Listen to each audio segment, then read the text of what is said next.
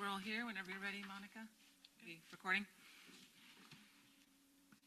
I'd like to call to order the May 13th, 2026 regular Sister City Council meeting.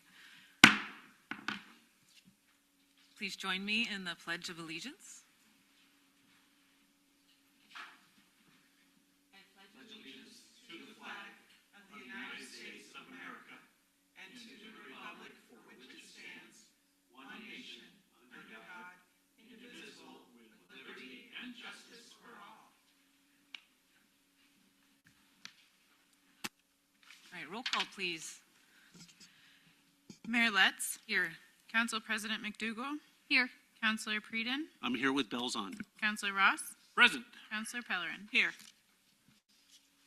All right, thank you. I have a motion to approve the agenda. I move to approve the agenda. Second. I have a motion and a second. All those in favor, say aye. Aye. And no nays. It's time for visitor communication. Is there any visitor communication today? Yes, we've got a couple. Peter Hoover.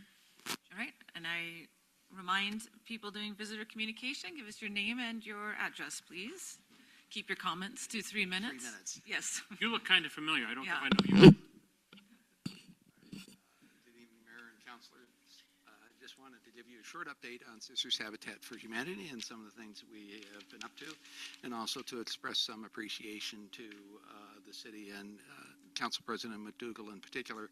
We'll start with that one. Thank you, Councilor McDougall, for attending the Land Trust Practicum that was held here in Sisters. For those of you who may not be aware, that was an event organized by Oregon Housing and Community Services, as well as Habitat for Humanity Oregon, and hosted locally by Sisters Habitat for Humanity, that really delved into the topic of land trusts and land leases and what we view as benefits of those programs because of the perpetual affordability that it brings to communities. That means that the investments that communities make, either through, for example, URA grants or affordable housing grants or the funds that the state puts in or the local donors, it's a perpetual return on investment because those homes and properties will forever be part of the affordable housing inventory in Sisters. Also want to let you know that we are moving ahead with large commons project that I think the council is fully aware of the scope of that project. It'll be 19 affordable homes, that's 80% or less AMI, 6 workforce homes that will be 120% AMI maximum, and we hope to start our vertical development on that project in July if all goes according to plan. We certainly want to encourage employers and ask all of you and members of the audience to make your employees or others that might have interest in living in Sisters aware of this opportunity. The numbers will vary in terms of what the payments are, but we're anticipating that principal, interest, taxes, and insurance will be somewhere, depending on the size of the home, between $1,400 and $1,800 a month that someone will pay to have a Habitat home. So it's a very affordable arrangement for many people that are presently priced out of the market or in rental scenarios that home ownership would be more beneficial for them. I'm also going to toot our own horn a little bit. As Councilor Pellerin reminded me, Habitat for Humanity here in Sisters on a per capita basis has built more homes than in any other city where we have affiliates in Oregon. And so part of that was made possible through the support that we've received through the city, the long-term planning that you've done through the affordable housing, the word is escaping me at the moment, but the affordable housing incentives, there we go, that you have provided. Cottage development, for example, was very critical to making large commons pencil, and also our 6-home development in Woodlands, this last phase that we're doing. And I'm probably approaching the end of my 3 minutes, and so all of you should have received invitations to attend our dedication that is going to be occurring in Woodlands. Unfortunately, when the announcement went out, it had a conflict between the date and the day of the week. It is Friday the 29th of May at 2 p.m., And so we invite you to come celebrate the dedication of the homes as we transfer ownership to the purchasers. And then that'll be followed by a community open house for anyone that would like to attend that as well. So thank you for your time. Thank you for your support. And again, Councilor McDougall, thank you for attending the conference. All right, thank you, Peter. Thanks for all you do, Peter. Michael?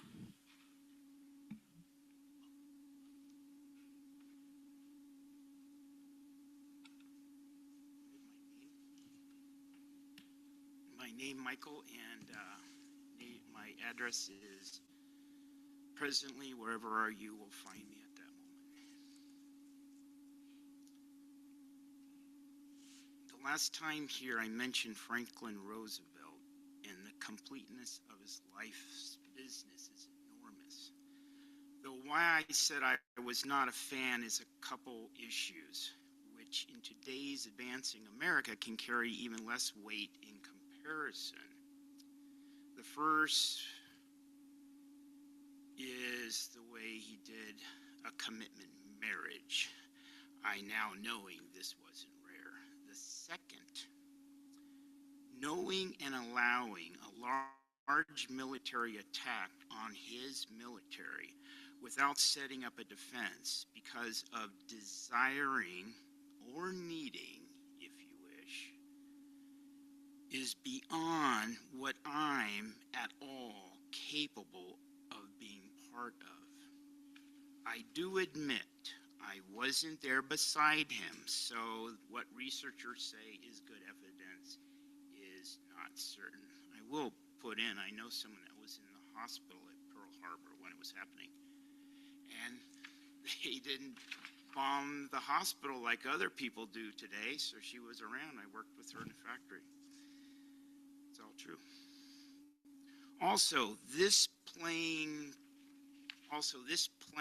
things out as if it's sport with a person or people and or the world with manipulation for gain more and more is normalized in this society.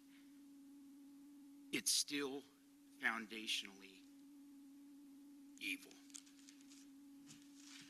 Also, my having put large attention on the Earth Day, I'm still different from how a lot of other people are on this subject. Environmentalism or Earth Day loving people, etc., are often like a religion. They often have a different than I, or little, or no, developed conscience on how they operate. A sociopathism way of being, which enjoys the planet too much while destroying it by increasing their artificialness into society. It creates the backlash I saw happening decades ago while predicting the extreme opposing effect occurring today. A big reason I have not spoken much environmentally. And once somewhat overlooking the bad part of Thanksgiving as things became worse than bad in this country, I mention its hypocrisy, which is known by many, some skipping its traditions. I do like Black Friday. Not that I necessarily go to the store. It's just the most nobly honest American day of the year. And a better definition than hypocrisy is needed for Christmas and the 4th of July, having called them such. Christmas is turned into a disgrace and is backwards. Many know this, not just secular, also the Jesus religious, some not paying homage on this day. The 4th of July, Independence Day, would be best called by some troubling, including a few of the weathered and worn, who when the day is over and lay in bed behind a closed door, find more pleasurable than what occurred during the day. And I used the big C word, which might have come across harshly when it still applies, not to just what can occur beneath people's skin. There are softer definitions for this on what's happening on this planet, such as Koyaanisqatsi, which I'm sure I misspelled and just mispronounced, which means life out of balance. Though using genteel words on this subject is like someone saying, I heard your mom is still getting raped by again this morning. Would you like to go have a nice cup of tea and talk about it? Now, if I had said it's somewhat like that, wouldn't I have sounded like a pathetic bleep? Well, at least I think so. Right, thank you, Michael. Anyone else? For those on Zoom, if you would like to participate in visitor communication, please raise your hand now.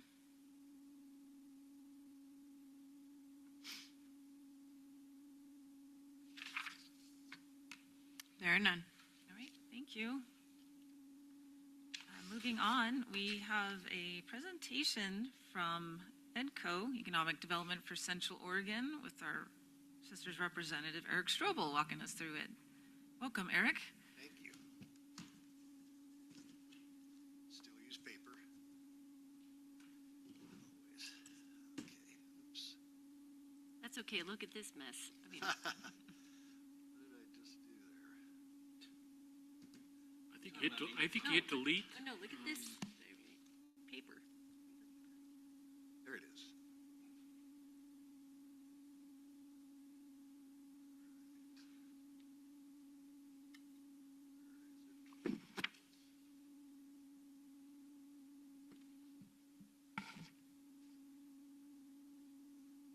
Ah, Success.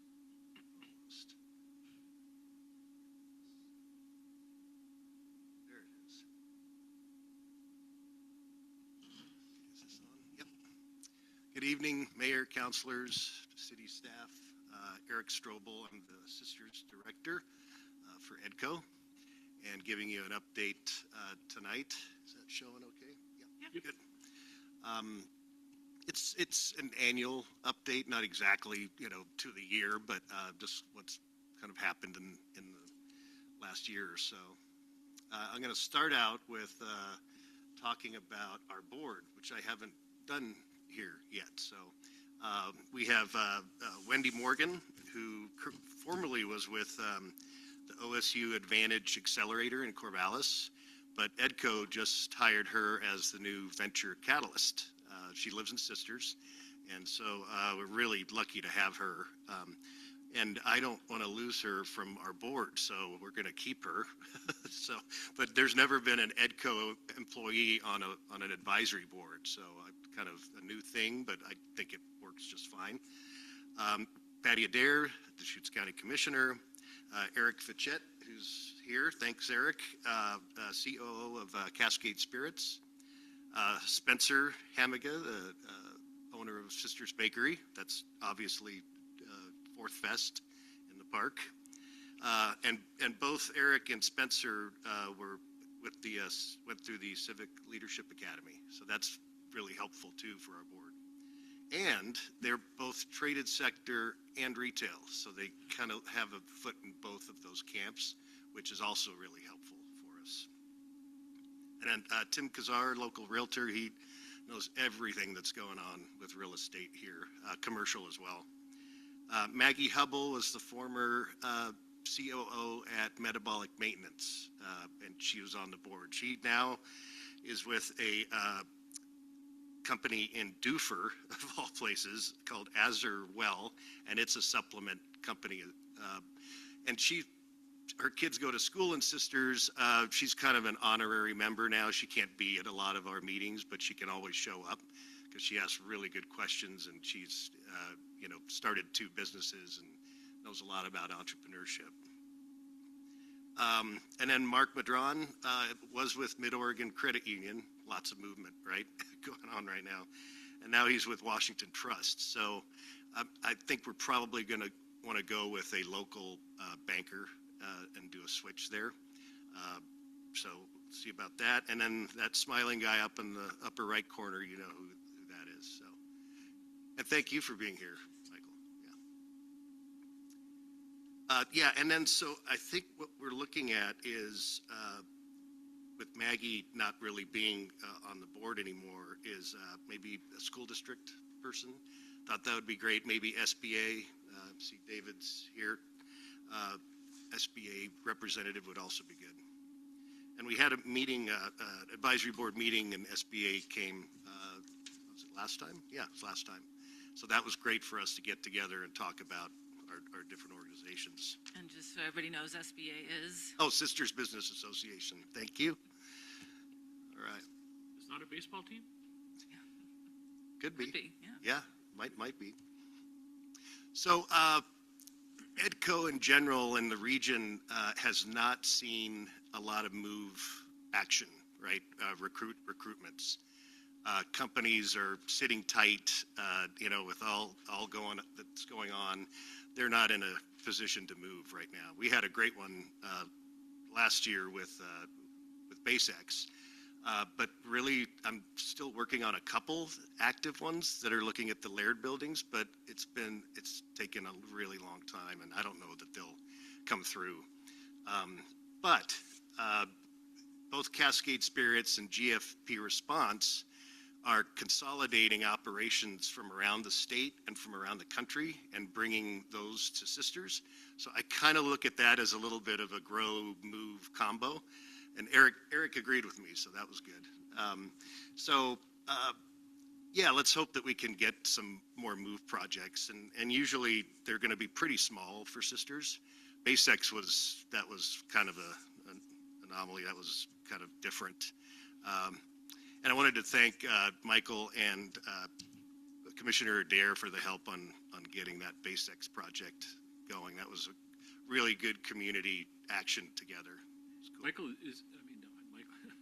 Eric is GFP Response. Are they the ones that have the material out behind the old brewery?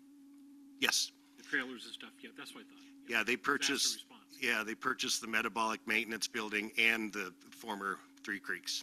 They do food production actually in the Three Creeks building, like not MREs, but like small little for disaster relief. Yeah, so they're using it for that. I think one thing we could share with the GFP equipment out there, in the summertime, most of those are going to be mobilized across 2 other states. Yeah. So it won't look so packed during fire season. I kind of figured that's who it was. I knew it was either them or a construction company, so that's the reason I was curious. Yep. And entrepreneurship is alive and well in Sisters. We have several new companies that we met with this year. Avlia Folk Embroidery is 2 years old, and the revenues are outstanding. She does an amazing job. She has a great website, so it's embroidery kits. Monica's a fan, a big fan. And to that point, the biggest customer base is between 18 and 34-year-olds, which is really cool. Getting away from the phone and doing some embroidery, which is a good thing. Hopefully people are going out to Lazy Z. They're open, and Friday nights they have music. It's a great place. It's a great date night for sure. So I hope you can get out there. They're also doing really well online with their mead. So that's good to see. And even if you're not into mead, at least give it a try. And they have other stuff too there. And they're getting a new food truck this weekend, I believe, a barbecue truck that'll be there 100% of the time. Also, we had Possum Fox, tallow, skin care, also beard care. They're at the Sisters Farmers Market. And again, online, they are just going crazy with their tallow's big right now, right? It's kind of a theme going on. A lot of you know Box Kill. And then we have Wild Pines Candle Company up there on the upper right. And they're partnering with Katie Daisy, local artist, on a candle. And she got to make the scent and she made the label. So that could be a huge seller because she sells all over the world. And I'm sure people would want her candle as well. So that's all really good stuff. About 12 employees added over this past year in the START category, which is good for Sisters. I mean, we're tracking really well on our strategic plan that way for jobs. And I'll be doing that next year because our strategic plan goes 2024 to 2027. So I'll be presenting on that. And then Grow is doing really well. BaseX is continuing to grow. Personalized built their new 30,000 square foot addition and adding people there. And then Cascade is Cascade Spirits is going into the new Laird warehouse and doing some TIs there. They'll probably add some people there. And they're actually going to be distilling here for the first time, which is cool. And 26 employees added over the year there in the Grow. And across the region, that's where we're seeing most of the growth is in growth. In existing companies. And then we have our table setting efforts. I wanted to highlight Soul Blossom. That was a part of the Vision Task Force. We had a subcommittee for childcare, and we worked with April Farmer. Yes, thank you. To start a new daycare here, and it was rocky at the beginning. She only had 3 or 4 families for a year or two, and we worked with Representative Levy to help her out a little bit with some funding that she wasn't getting, and the state wasn't listening to her. And now she's got 17 families at Soul Blossom over here at the community center, and has 3 or 4 ready in the fall. So it's going really well. Last roundtable we had it at GFP Response, and they got to talk about what they do. That was pretty fascinating. They're, if not the largest, the second largest disaster relief company in the country. We also heard from the Sister School District on their Ignite program, which is new.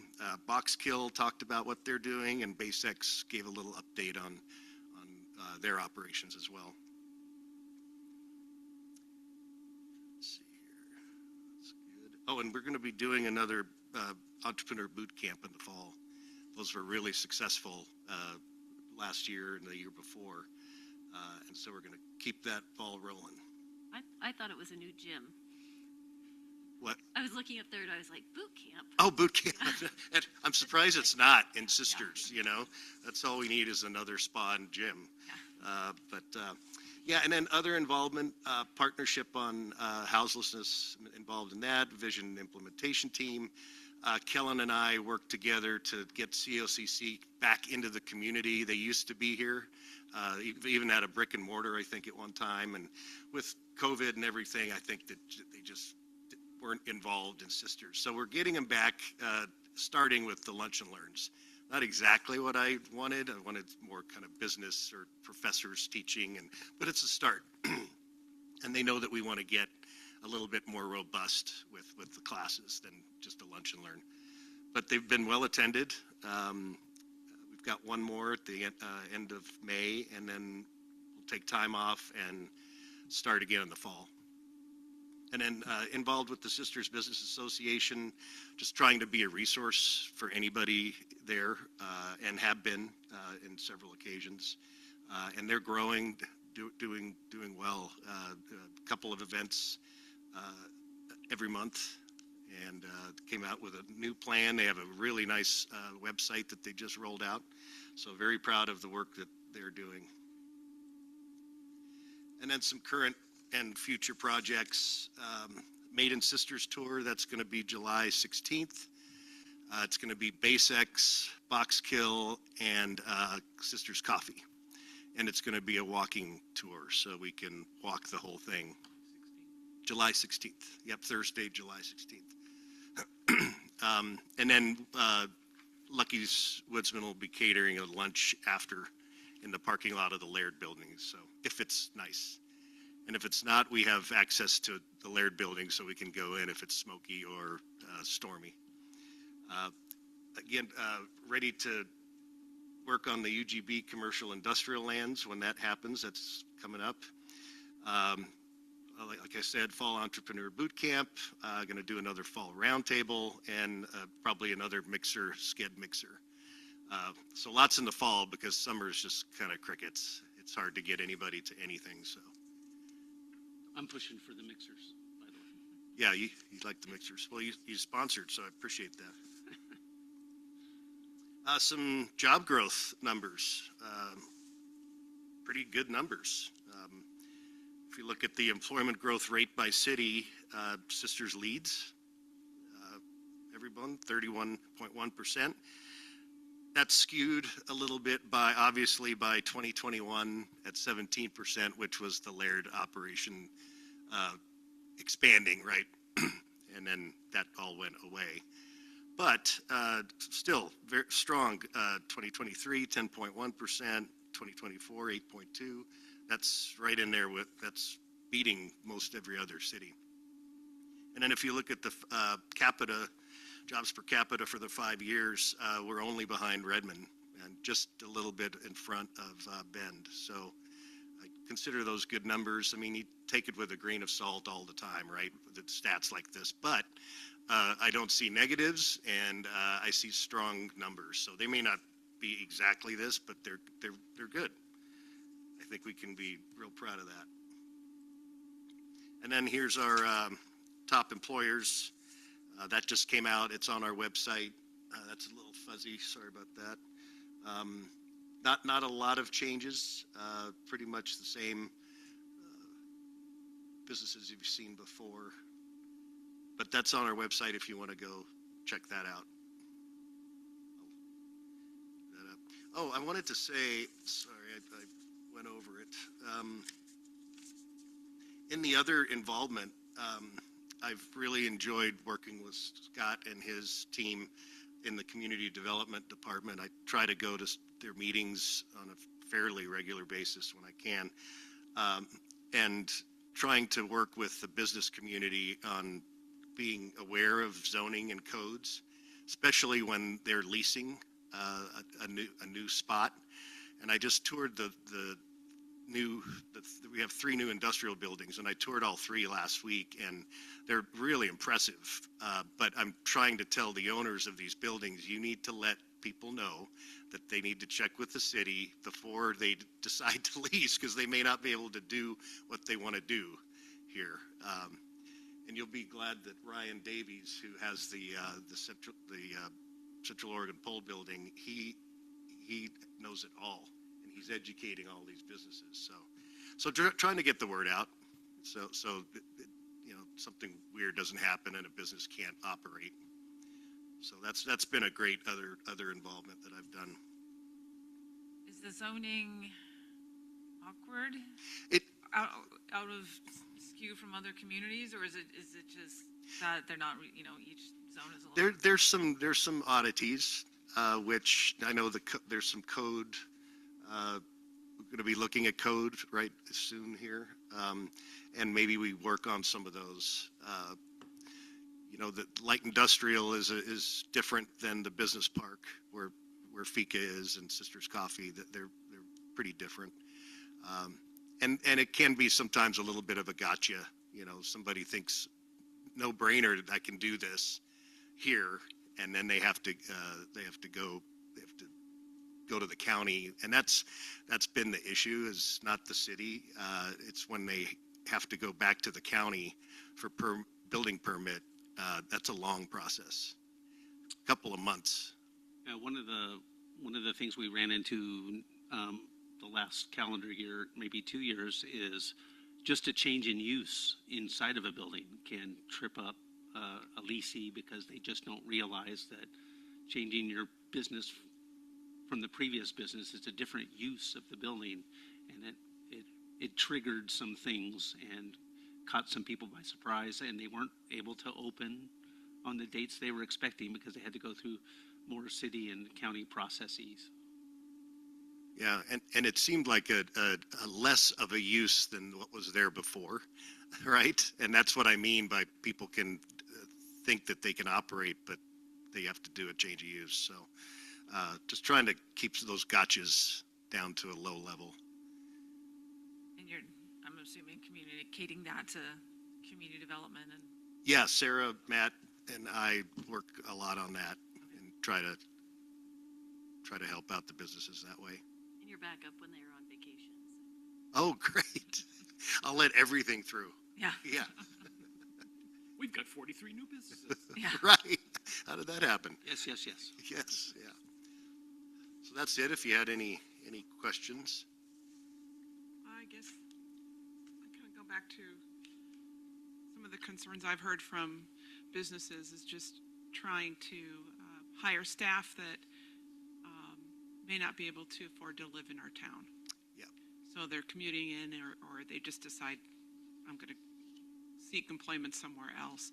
Are you finding that that's getting better, worse? Are we still hitting challenges with that? Has there been any feedback from some of the businesses in regards to that? Yeah, it's as bad or worse. I mean, for the city limits, 82% of employees come in from outside, right? And we heard from Kurt this morning at another meeting that he has a teacher that is looking elsewhere because her rent was increased $300 a month, right? And so she's looking at another community. And what do you do about that? And of course, there's lots. Yeah. What is it? Peter has a solution. Oh, yes, Peter does have it. That's a good solution. And then UGB expansion, maybe some different types of housing. We've talked about dormitory and tiny home developments. I think that will all help. But that's pretty far out there. You did the Northwest Housing Project, the 40 units, Right. apartment complexes. It's not there now. We don't have it right now. So Yeah, but that will also help. And kudos to Habitat for that stat is wonderful that we're adding so many units here. Thanks, Peter.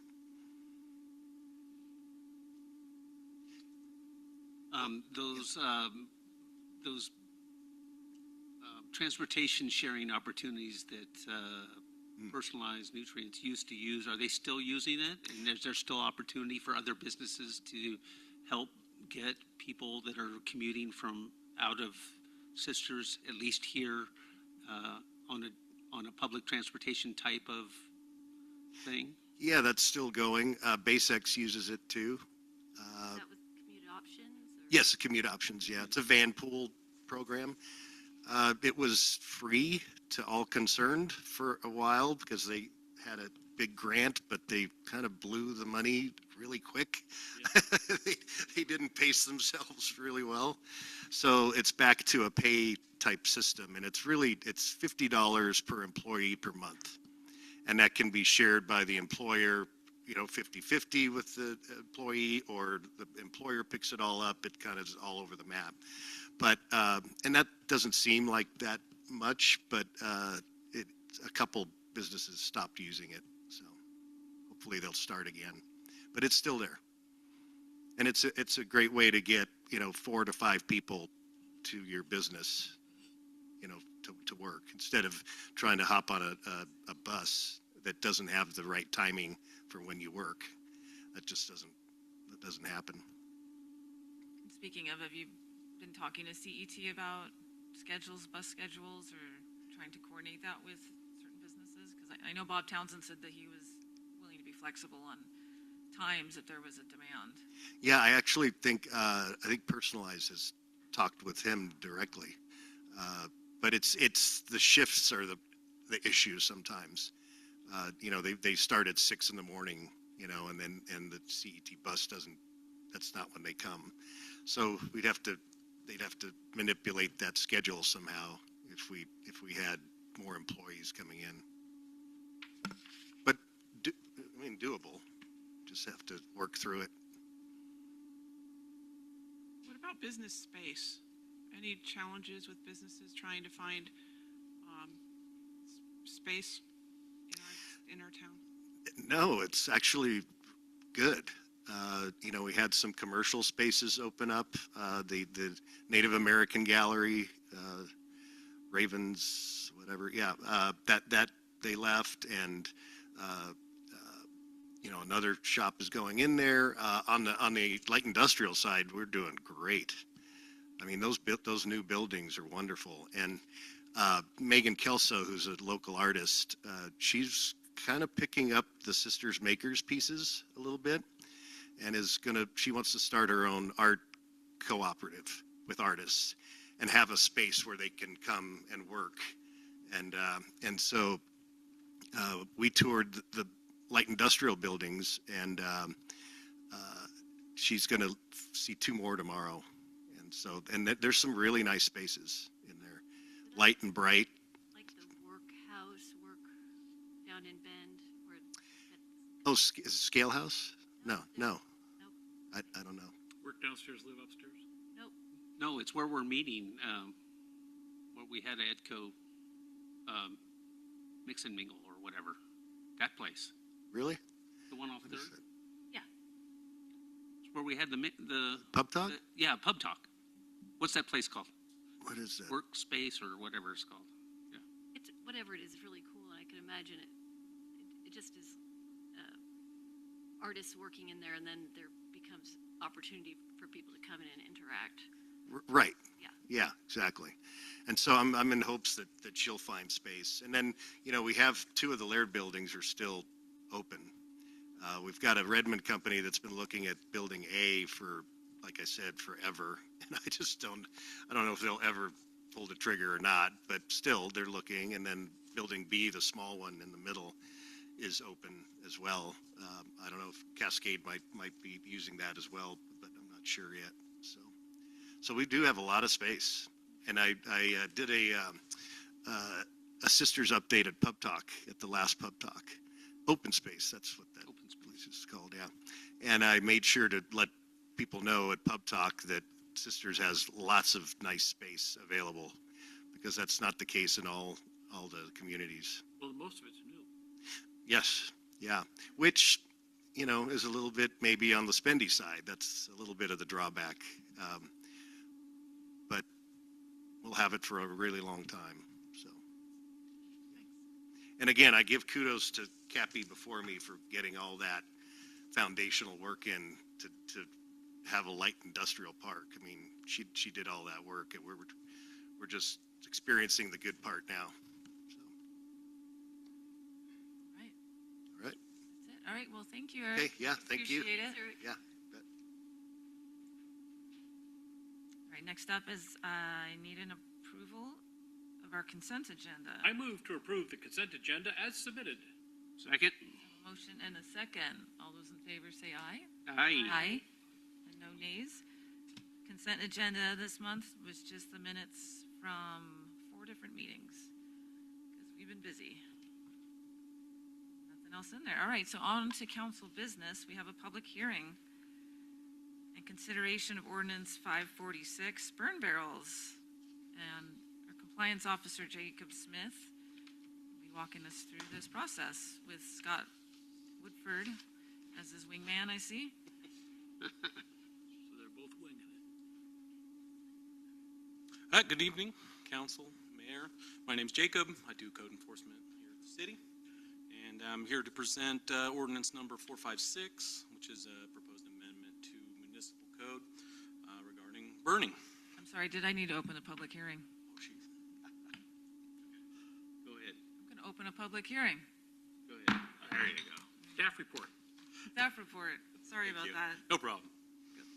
Yeah, here to present on number 546 regarding burn barrels or burning in general. Currently, right now in our code, we have section 815.130, which regulated burn barrels, what you could burn, burning in general, but said it was allowed and that you had to follow any rules from the fire department. In addition to that code, we had section 810.10 and 810.20, which, to summarize, came out and said no burning, and then gave exceptions to that rule. So what we did with this proposed ordinance was to remove section 8:15:130. Again, that section being the broad, you're allowed to do it other than the fire department rules. So if we remove that section, it leaves section 8:10:10 and 8:10:20 that would guide citizens and my job as far as what fires or burning are allowed within the city limits. And the only changes to 8:10:10 and 8:10:20 came from Fire Marshal Jeff Puller. We discussed what this ordinance wanted to use for the fire regulations. He suggested adding in the authority for the fire department to do a red flag warning and shut down any sort of burning at all. So that was added into section 8:10:20. So to summarize the ordinance, we're removing a portion of code, if passed, removing a portion of code that conflicted with another portion of code regarding burning. And then we also added in the authority for the fire department to do red flag warnings and prohibit all fires within the city limits. Okay, thank you. All right, are there any revisions from the posted ordinance? I have a couple of revisions to propose. In section 8:10:20, which is a set of exceptions, I would like to propose leaving campfires and fire pits as exceptions, but removing bonfires and warming fires. So that's in letter D. And then letter E, I'd like to talk a little bit about, maybe for an interpretation. Letter E is barbecue pits, which I hadn't noticed before yesterday. And I'm thinking a barbecue pit is where you dig up the ground and roast something in the ground, which lighting the ground on, lighting the ground on fire just does not sound like a good idea. Anyway, so I would also like to propose removing that as an exception. So I was kind of on that same vein. I saw the word bonfire and dropped my iPad. So what I did was I went out and I pulled the fire district's outdoor burning regulations, because I think we want to obviously make sure our code is in alignment with theirs or vice versa. And in terms of fires for religious purposes, sounds very open-ended to me. Could be 10 feet wide, 10 feet high. I don't know. Bonfires, same thing. So I like the way that they kind of word this here. They call this recreational burning. Fire area shall not be greater than 3 feet by 3 feet by 2 feet, used for pleasure, religious ceremonial, cooking, warmth, or similar purposes. If we were to put that in here, then we would be able to remove exception 1A, as you suggested, with the religious purposes, and we could remove section 1D, because that would be covered with the statement. To me, if we don't define the size, we're very open-ended here, and that concerns me. I love your thinking. Thank you for looking into that. A comment on the barbecue pit, not that I'm a big barbecue pit person, but typically what you're describing, the hole is about 3 to 4 feet deep. Fire is built in the bottom of the hole with lava rock. Lava rock gets hot. You put in typically swine, and you cover it up with banana leaves, and you put the dirt on top, and it sits there for 24 hours and cooks. And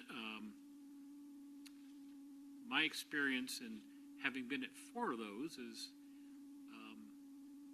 it typically is probably safer than a burn pit campfire. I mean, I'm not sure if I want to keep a business who wants to have that as something that they might do as part of their business activity for being able to do it, but I could live with it one way or the other. Just so you realize that that one doesn't scare me as much as the other ones do. I believe there's already a provision for any business that businesses who have a license through the city. Okay. I believe they can, that is separate from kind of personal. Yeah, I am a little worried about the drunk party in the backyard. You're discriminating against me. No, I didn't. Thank you. I've actually dug one of those holes. In looking at the fire district's definition of a barbecue pit, it's an outdoor location and shall be constructed of approved non-combustible material. And I wasn't really clear what that meant. The pits shall not be located within 25 feet of combustible walls, roofs, or other combustible material. Yeah, so they have a little bit of definition there. I guess if you're digging it in the dirt, does that mean that's non-combustible if it's underground? So I was a little vague on the barbecue pit as well, and wanted some clarification if we were going to keep this in here.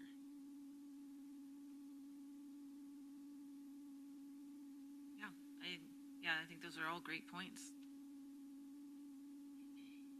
I mean, obviously there's advantages of matching our code to fire districts using. The more synergy we have there, the better, if it's well written. And I think even though our code does say all fires shall comply with the regulations established by the fire district, it took me time to go find this. And I kind of felt like, darn it, let's just repeat it if we have to. These are different times now. We've got to be really serious about this. So, yeah. Yeah, is there any, I can ask you a question in this phase, or, yeah. Is there any value in keeping it general like that, saying we're referencing another one so that if that one changes, we're not having to change ours, or vice versa? Was that the thinking behind that? I don't know what I didn't write this original code, so I'm not sure what that is. But to answer your question, as far as if they change their codes, it's nice to have it written this way so that it follows without us doing it. And if they change their codes, I most likely wouldn't have any idea. Yeah. So there's a upside and a downside to doing it that way, for sure. You're saying if we were to put in here 3 feet by 3 feet by 2 feet, which is the current definition of the fire district's resident or recreational fire, then if they were to change that to be smaller or greater, we might have to change it. But what I see is our city rules come first, and then anything we don't have in there is caught by the fire district rules that lay over us. But as a city, we can define tighter, more restrictive rules if we choose to do that. That's kind of, that was my thought process on that. Jack, did you have a rough idea what the diameter of the burn pits are at the campground? Just a rough idea. Probably 3 feet. That's what I was thinking. They were about 3 feet. So we think 3 feet by 3 feet. For those of and 2 feet, we're really kind of talking about the size of one of the campfire rings in the campground. That would be 3 foot by 3 foot by 2 foot. Yeah, I think I would prefer to see that definition in our code as well. I realize there's a potential for it to change at the fire department or in the fire standards, but the chance that somebody's going to go to our code and go look to find out what size is appropriate is, I feel like that's probably slim. And I don't think they're going to change it to be any bigger. Yeah. So, or else we say, or the smaller of the two, if we have to go that far. But I don't know how often it would change at the fire district level. And they define bonfires, by the way, as larger than a recreational fire. So just, I'd wanted to add that. Do we want to hone it down to what the language might be now, or do we want to wait and do public comments, close the public I was hearing? going to suggest, continue discussion and deliberations after you take public comment. If there's any more clarification questions of staff, you can ask that during the staff report. Okay. With that, then I'm going to move this on to public comments, if there are any public comments on this issue. All right. We have none. Okay. So I'm going to close the public hearing. All right. And we can kind of continue the council discussion. I have a question about your concerns, just in general. Are we going to try and reword it and pass it tonight, or are you considering trying to rewrite this and bring it back another time? I'm just wondering. So when I first saw this, I got in touch with Jacob and Scott to just say, hey, I had a couple other things, and then they directed me to say that minor things could be changed here. Okay. And then I checked in with Jordan because I don't want to surprise him either. Right. He's like, yep, you can bring minor changes. Okay. And I did, just saying I did follow a process to make sure that this wasn't out of like a... No, Yeah, I so- understand. I'm just kind of wondering if that's the end goal. That was where I was coming Just kind of looking at it Yeah. procedurally more than Sure. anything. Yep, You Great. took all the fun out of the party. I did. I know. And I'm fine. And I was fine with just leaving it up to us as a group to decide if we wanted to see another version of it or not. If we felt that the discussion here incorporated too many changes that we couldn't keep track of what we were thinking we're going to see in a final version. Your version doesn't sound unreasonable at all. Does it easily replace the other part? Yeah. Because I've seen what we were intending to vote on, and now I've heard that, but I don't have them side by side or anything. So I'm going to just follow your lead a little bit, because I like what I'm hearing. It's fine, yeah. So do you have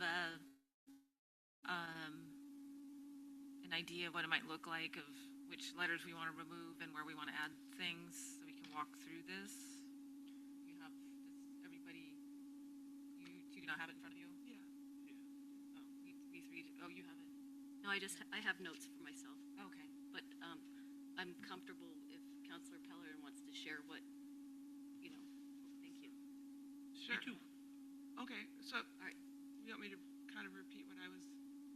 Yeah, Vision, yeah. throughout how you wanted to rearrange this. And So, okay, so under exceptions, I would replace item 1A and 1D with the sentence that is found in the fire district's definition of recreational fires, not greater than 3 feet by 3 feet by 2 feet, and not within 25 feet from a structure.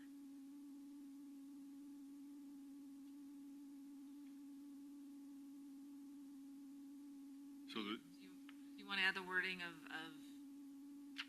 everything that kind of falls under recreational, like religious and I'm sorry. Yeah, that was in there too. okay. Thank you. Well, it's up to you guys. I didn't know if we were getting into some legal concerns if the word religious wasn't somewhere in here. I did not know. But seeing that the fire district included it, I kind of thought, well, why not? Let's just put that in there. So their sentence, to be specific, is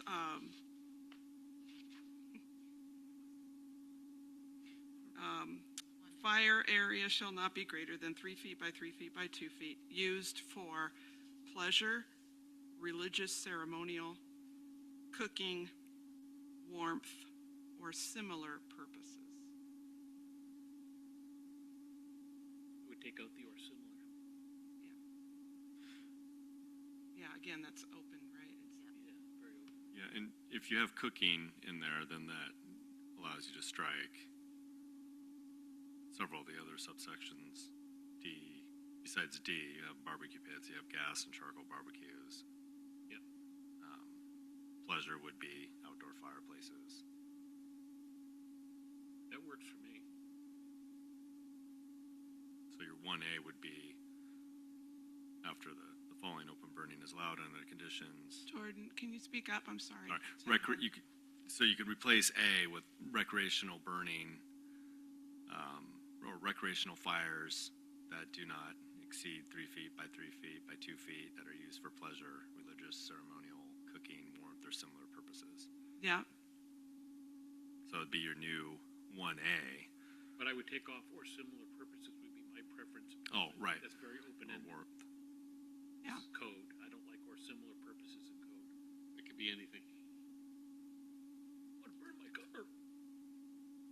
Are you saying because the word cooking is included under a recreational fire definition by the fire district, that then we wouldn't need to have barbecue pit and gas charcoal barbecue? Is that what you're saying, Jordan? Okay. I think the impression that I got from this recreational burning, 3 feet by 3 feet by 2 feet, is like wood burning, fireplace, kind of a fire pit outside, as opposed to coal.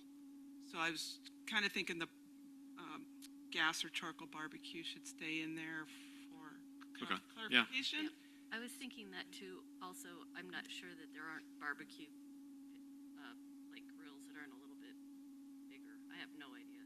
I have a big one. Of course you do, Gary. Oh, I got two. I got a charcoal one and a gas one. They're big. They're big. They're big. it's barbecue. Excuse me. Get excited. So we could replace 1A with the wording that we discussed. We would keep B, which is fire district training purposes. Keep C, with fires associated with the operation of a business with a valid business license. We would remove D.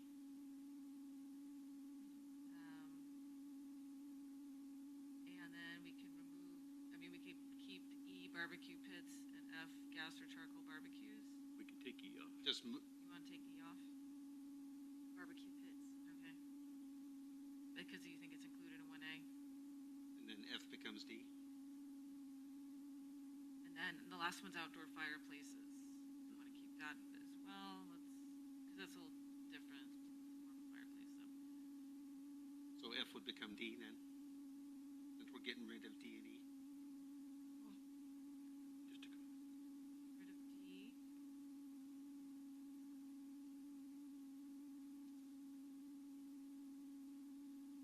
Tell We have to that be it- precise, so, yeah. because it has to be read back. Yes, it does. Well, kind of going back to the barbecue pit, if it's because we have the fire district code over, an umbrella over this, that catches the whole non-combustible material part, or do we want to pull that sentence into the barbecue pit definition in our code that's in the fire district code? To just clarify with non-combustible material.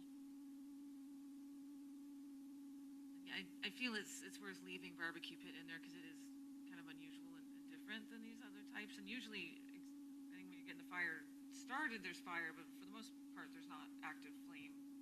Most of the time you're using one. It's just radiant heat. And it's usually like a dirt in the ground. So, yeah, there isn't a similar item here. So, I mean, yeah, either we can just leave it there as is, or yeah, you can define it a little more parameters if you want.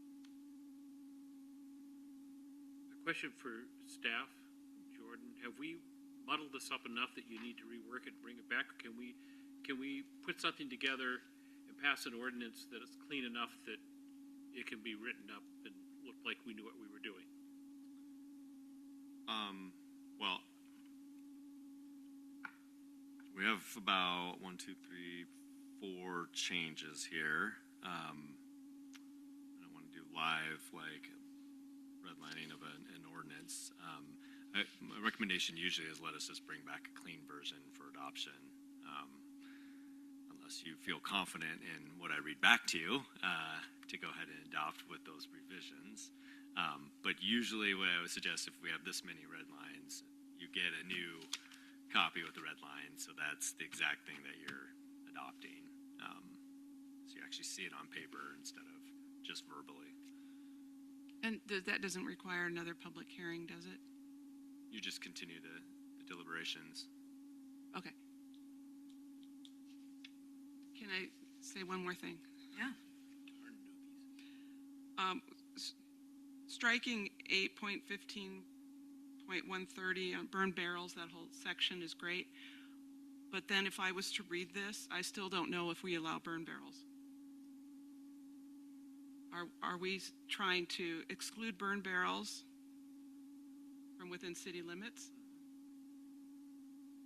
So based on the way it's worded right now, I could have a burn barrel because the fire district allows me to, as long as I'm not burning yard debris, right? Or garbage. Is there such a thing as wood in a burn barrel? I don't know.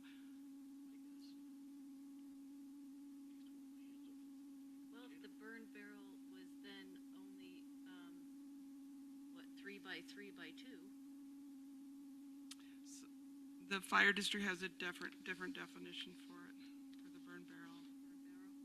Yeah. Including spark arrestor screen. It gets a little more detailed on the burn barrel. So my question to all of us is, do we want burn barrels or not? I would argue no. I think we've already found out in a previous incident within the last 2 years what occurs when someone has a burn barrel in their backyard and something they want to dispose of that shouldn't be burned. Well, if it's not in the exceptions, then it's not allowed. Or do you feel like we need to call it out in the section things that are prohibited, just so it's called out specifically, clarified? We are definitely saying no burn barrels. I think my concern with burn barrels, based on my experience with them, and I can't speak to anybody else in the room, having lived around a number of them, especially in Maine, they tend to be 55-gallon drums.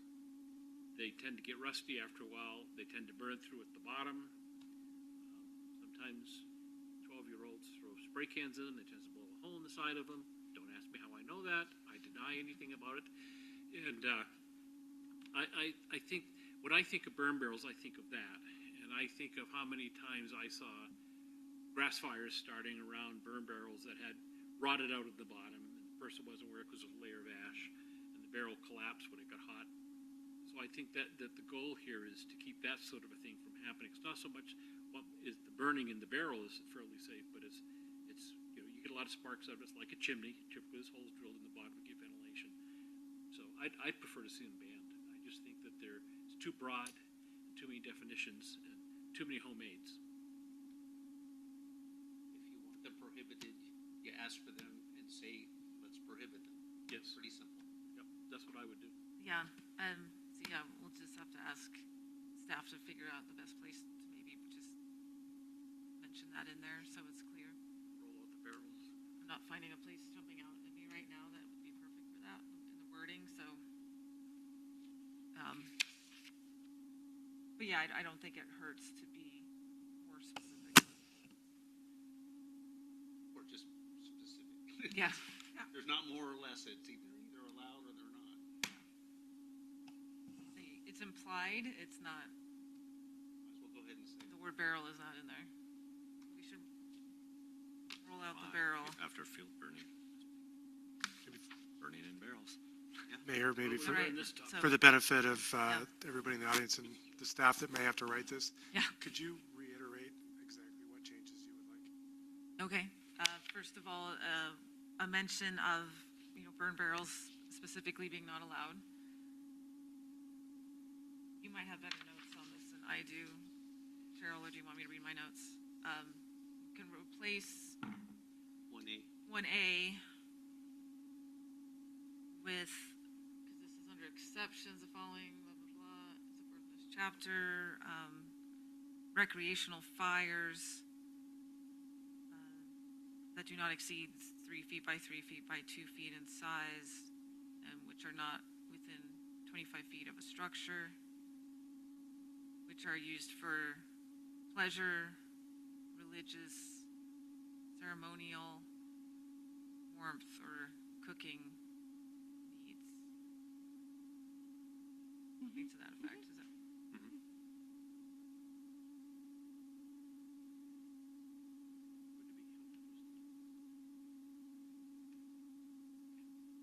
then we would strike D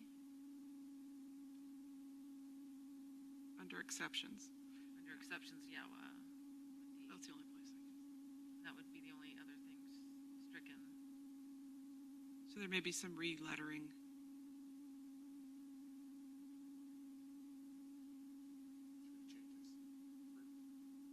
Burn barrels, replace 1A and remove D. Yes.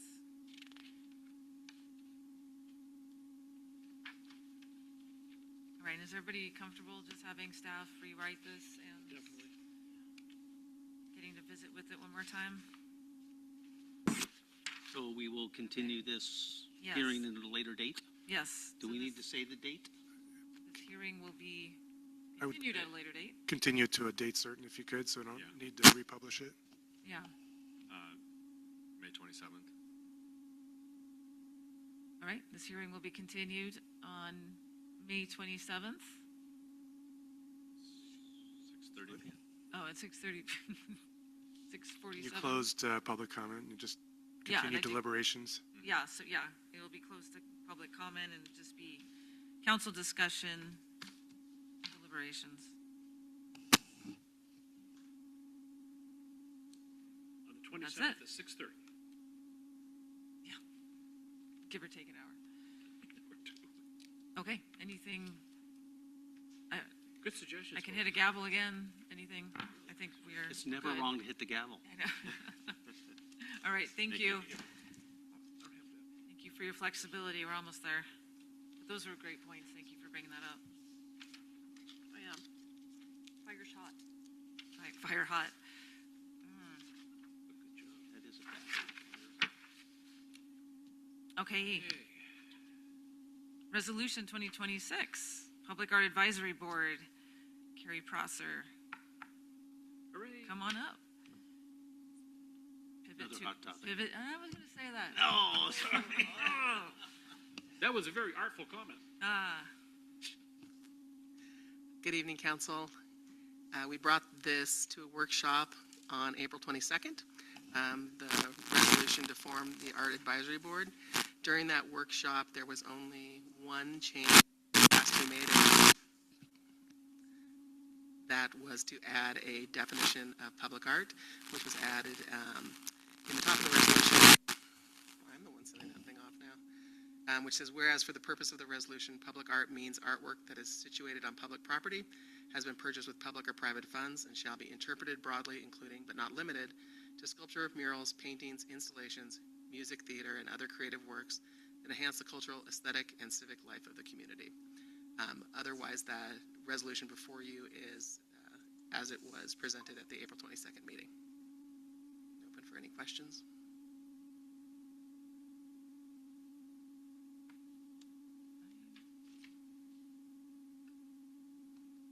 Okay, I move to approve. I'm sorry, I do have Okay. one possible question. But there's something that was in the staff report, but it might not be in the resolution, so it might not be an issue. I just want to make sure that, in the staff report, it said that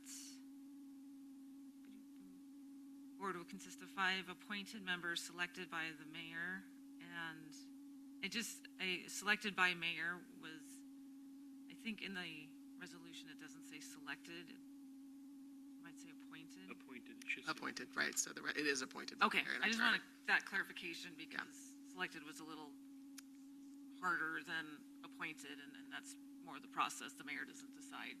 It's the council that does, and the staff, so, I Okay. understand your concern. yeah.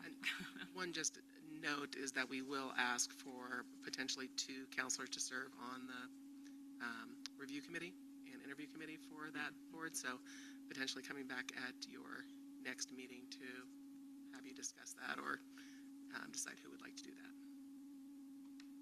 Okay, For selection? For the interview panel. Okay. I'll volunteer to do that if you're looking for names yet.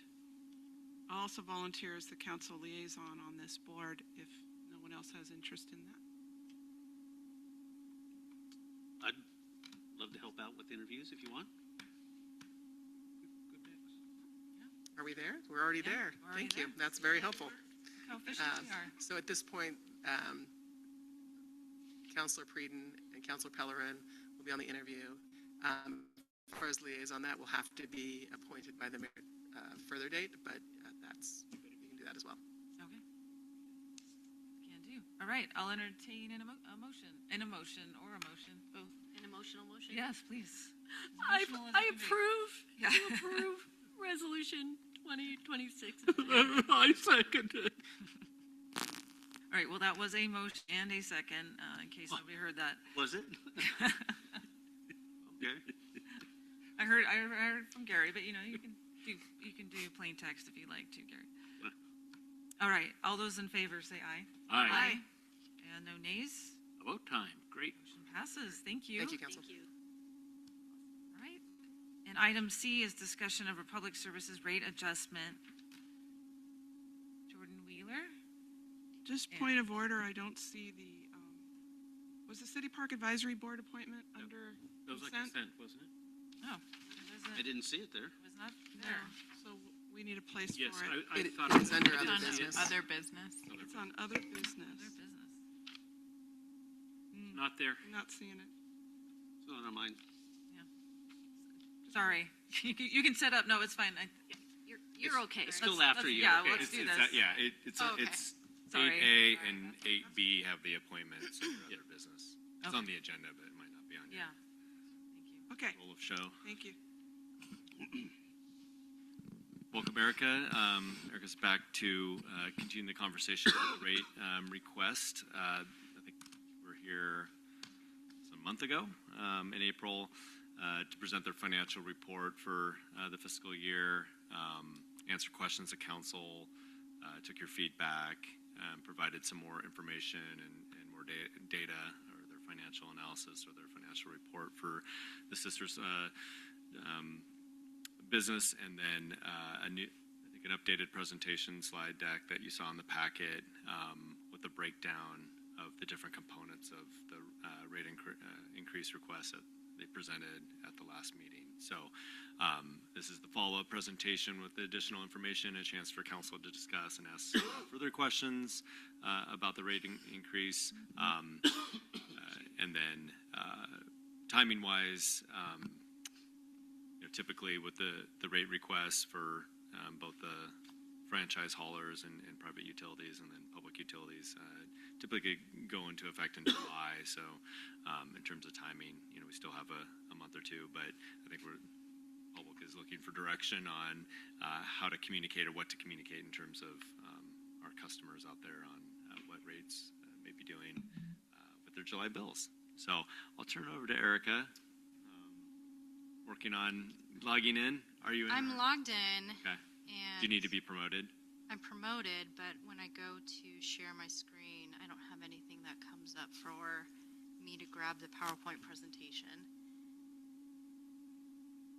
We can. I might need some help.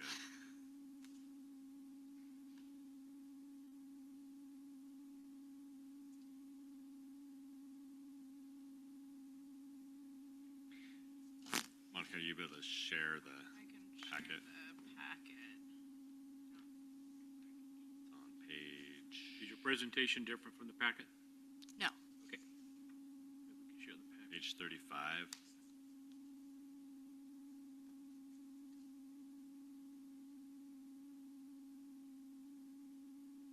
There we go. Okay. Well, thank you, Mayor and Council, for having me again tonight to discuss in more detail our financial results and our 2026 pro forma, and to discuss our overall rate ask. For the record, my name is Erica Heitzma. I'm the General Manager for Republic Services. That includes providing service to the City of Sisters. So the next page is just an overview, just providing information relating to Republic Services has a franchise agreement with the City of Sisters under ORS 459. Currently, the contract is in a wind-down status. It does expire in 2031. We do provide services to the City of Sisters, which includes solid waste collection, recyclable material as well. The next The next slide is, might be a little difficult to read, but we did provide this particular report. This is our financial statement. The actual report was included in the council packet, but I wanted to include it on on the PowerPoint presentation. We'll move on to slide 2. This is a consolidated view of our financial statement, which just has our total revenue, total operating expenses, total general and administrative expenses, franchise fees and taxes, which includes our total cost of operation. And with total revenue minus total cost of operations brings us our total franchise income, and then we list our total contract margin. The next slide is where I want to spend a lot more time going through the details of our total cost of operation. So I'm going to go through each of these cost categories, provide an explanation of what these cost categories are for council. One quick question before you begin. Sure. Negative numbers are negative in terms of the decrease in costs or negative in terms of your revenue? As you're seeing here, this is a year-over-year reduction. So from 24 to 25, it shows a reduction in costs. That's what the negative. I just wanted to be sure because it could be interpreted either way. Sure. And your fiscal year runs January 1 to? Yes. Our fiscal year is January 1st to December 31st. That's inconvenient. It is with price increase timing. It's a little difficult. Okay, to start us off, we're going to look at disposal fees. For 2025, our total disposal fees were $343,000. We had an $11,000 reduction, or 3%, from 24 to 25. This disposal cost categories include disposal fees at Not Landfill, Deschutes Recycling for yard waste, and Mid-Oregon Recycling for cardboard, commingle, and glass waste streams. This cost category also includes savings associated with the reimbursements from the Recycling Modernization Act for the commingle and glass streams. We get reimbursement for transportation of commingled material, transportation for any glass material that's sent to the processor, and processors are currently located in the Portland area. Next cost category is our direct labor. Total cost for 2025 was $299,000. We had a $17,000 reduction from a year-over-year perspective, or 6%. Direct labor costs are associated with the wages, benefits, and payroll taxes for our employees who are responsible for collection of the material. The next cost category is our equipment operating costs, which were $60,000 in 2025. We had a $600 reduction from a year-over-year perspective. This particular cost category is driven by our fuel expense. The next cost category is our truck maintenance expenses. The total $94,000 in 2025 with a $3,000 increase, or 4%, from a year-over-year perspective. This cost category includes labor, parts, and supplies needed to repair our collection vehicles. Next cost category is our container maintenance. The costs were $7,000 in 2025. We did have a $4,000 increase from a year-over-year perspective. In this particular cost category, these are the costs associated with the labor and steel needed to repair our commercial containers. The next cost category was our insurance costs, which totaled $28,000 in 2025. We had a $36,000 reduction from a year-over-year perspective. This particular cost category is associated with our safety claims. The next cost category is our facility expense, which totaled $44,000 in 2025. We had a $3,000 reduction from a year-over-year perspective. This particular cost category is for our building lease, any repairs and utilities or janitorial services to our facilities. Next cost category is our other operating expense, which was $13,000 in 2025. We had a $5,000 reduction from a year-over-year perspective. This cost category is for our operating permits and any costs associated with if we do have to bring drivers from outside of our Central Oregon market to support collection operations. The next cost category is depreciation. Total costs in 2025 were $75,000. We had a $5,000 increase from a year-over-year perspective. This cost category is for the depreciation of our containers and trucks. The next cost category is our call center. Total cost in 2025 was $37,000 with a $4,000 increase from a year-over-year perspective. This cost category includes our fixed and variable costs associated with our call center. Variable costs are associated with total call volume, and fixed costs include technology, infrastructure, IT support, supervision, and overhead. Next cost category is our area and corporate allocation costs. This total $97,000. We had a $24,000 reduction from a year-over-year perspective. This particular cost category includes our corporate and area level overhead costs that directly support those Central Oregon market. These services include legal services, tax services, information technology, procurement services, accounts payable and receivable, billing and collections, marketing and customer communications, accounting and financial reporting, security, human resource support, and executive management oversight. The next cost category is our management and administrative labor. Those costs totaled $15,000 in 2025, and these costs are for the Central Oregon, specifically our management team. Next cost category is all other SG&A, which SG&A stands for sales, general, and administrative costs. This cost category totaled $13,000 in 2025. We had a $2,000 increase from a year-over-year perspective. In this cost category, it includes advertising and promotions, membership dues, and office expenses. Our bad debt total was $0 in 2025. And then the final cost category is our franchise fees and taxes, which total $19,000 and remain flat from a year-over-year perspective. And specifically looking at our franchise fees in 2025, that totaled $93,000 of that category. So in overall, our franchise income in 2025 was $64,000, and our total contract operating margin was 5%. And that's for Sisters. This is for Sisters. I figured that out partway down when I saw only $5,000 for administrative work for something or other, and I thought, that doesn't make sense. That's got to just. This is, specifically for this. Thank you, and I appreciate that, and I appreciate the documents that you sent for clarity.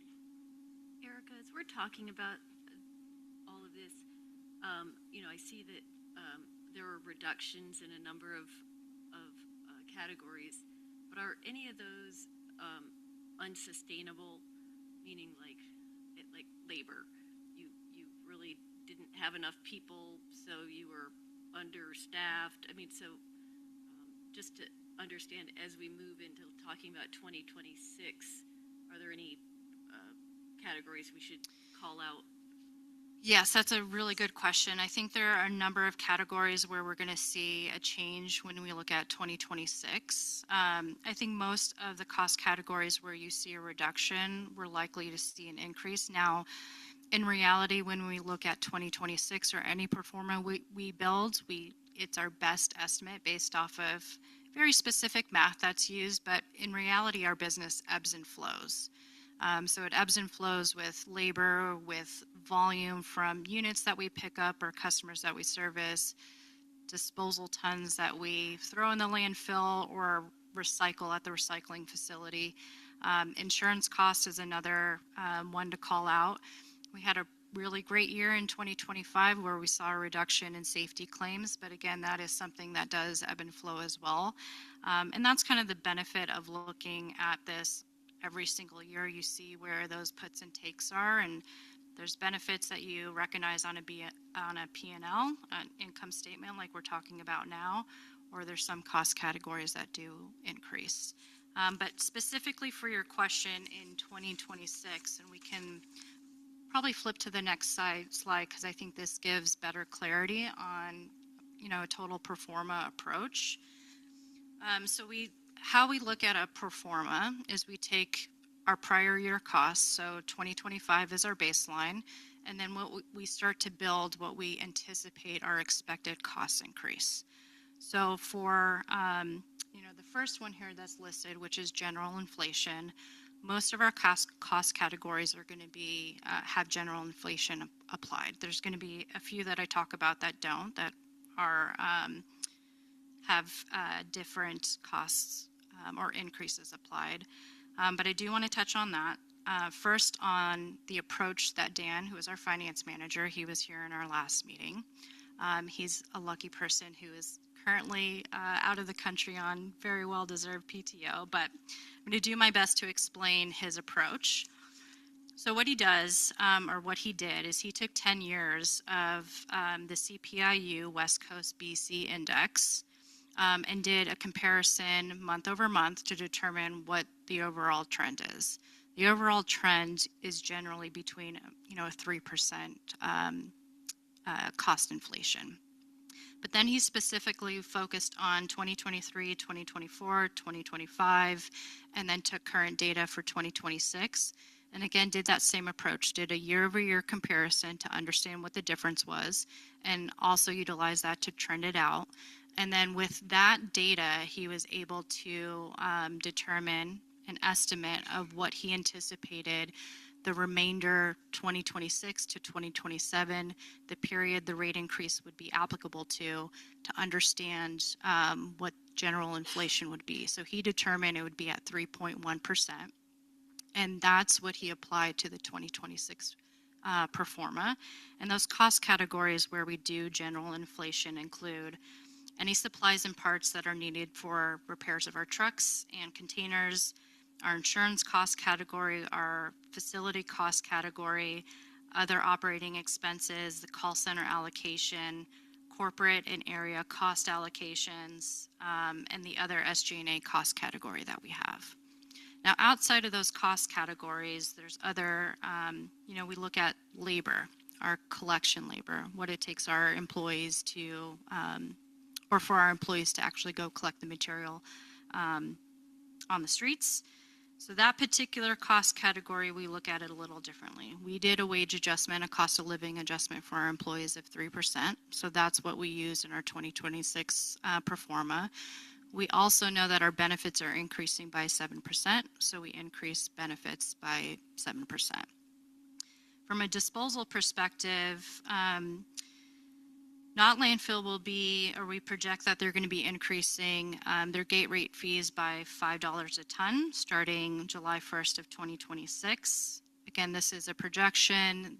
They haven't formally approved that yet, but that's what they indicated to us that they would increase the gate rate at.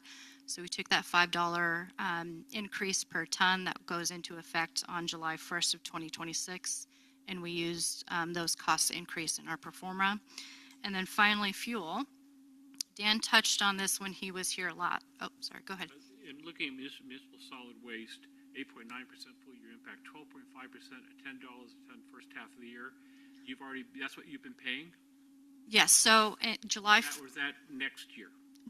So July 1st of 2025, Deschutes County Landfill increased the disposal ton from $80 to $90. So because of that fact, from January 1st to June 30th, it is the $80 per ton rate, and then starting July 1st of 2026, then it goes to 95. I'm sorry, I said it went from 80 to 90, and then it's going from 90 to 95. So that's why that's why we say full year impact is 8.9%, because the first half of the year was, went into effect July 1st of 2025, and then we have another increase that's going into effect July 1st of 2026. And this is what you're using for this year's ask? Yes, that's correct. Using 2025 data, January 1st to June 30th. Correct. So you're saying that for next year, you're looking at an 8.9% impact on tip fees. When you look at... But what I'm saying is that 8.9% full year impact is what you are basing 2026 ask, fiscal year for us ask on, which is actually half of your fiscal year and half of your next fiscal year. Is that correct? So that means it's the calendar year. So when you look at... I understand. Okay. I understand. So, but the 8.9% full year impact that you then utilized to put together your pro forma for 2026 2026, our budget year. So they'll go on until this time in 2027. The number you're using is 8.9? No, the number that we use is we use half a year at the $10 $10 a ton increase, and then the later half of the year you have the $5 a ton increase. Cumulatively is an 8.9% in full year impact. So 2026 it will be 8.9%, but we look at January 1st to June 30th at the prior year gate rate, and then starting July 1st to December 31st, I understand. I'm trying to figure out why in a rate that's going to apply from July of 2026 to June 30th, 2027, we're looking at the $10 a ton increase that occurred in the first half of this year. So it's confusing to me when you put it this way. You're saying 8.9% full year impact. I'm asking you, what is the full year? Is it the calendar year, when we 2026, or is it the fiscal year for us, 26 through 27? This view is calendar year. The fiscal year, July 1st, 2026 to June 30th, 2027, will be at a disposal rate of $95 a ton.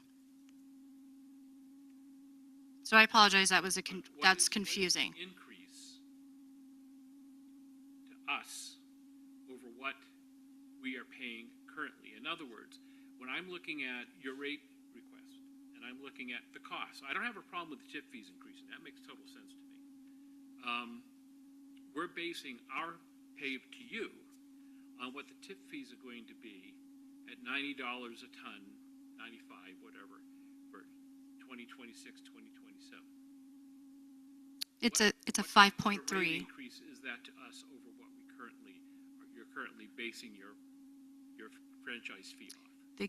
The gate rate increase is 5.3% for that fiscal year, and the disposal fee from a rate perspective is 1.33%. And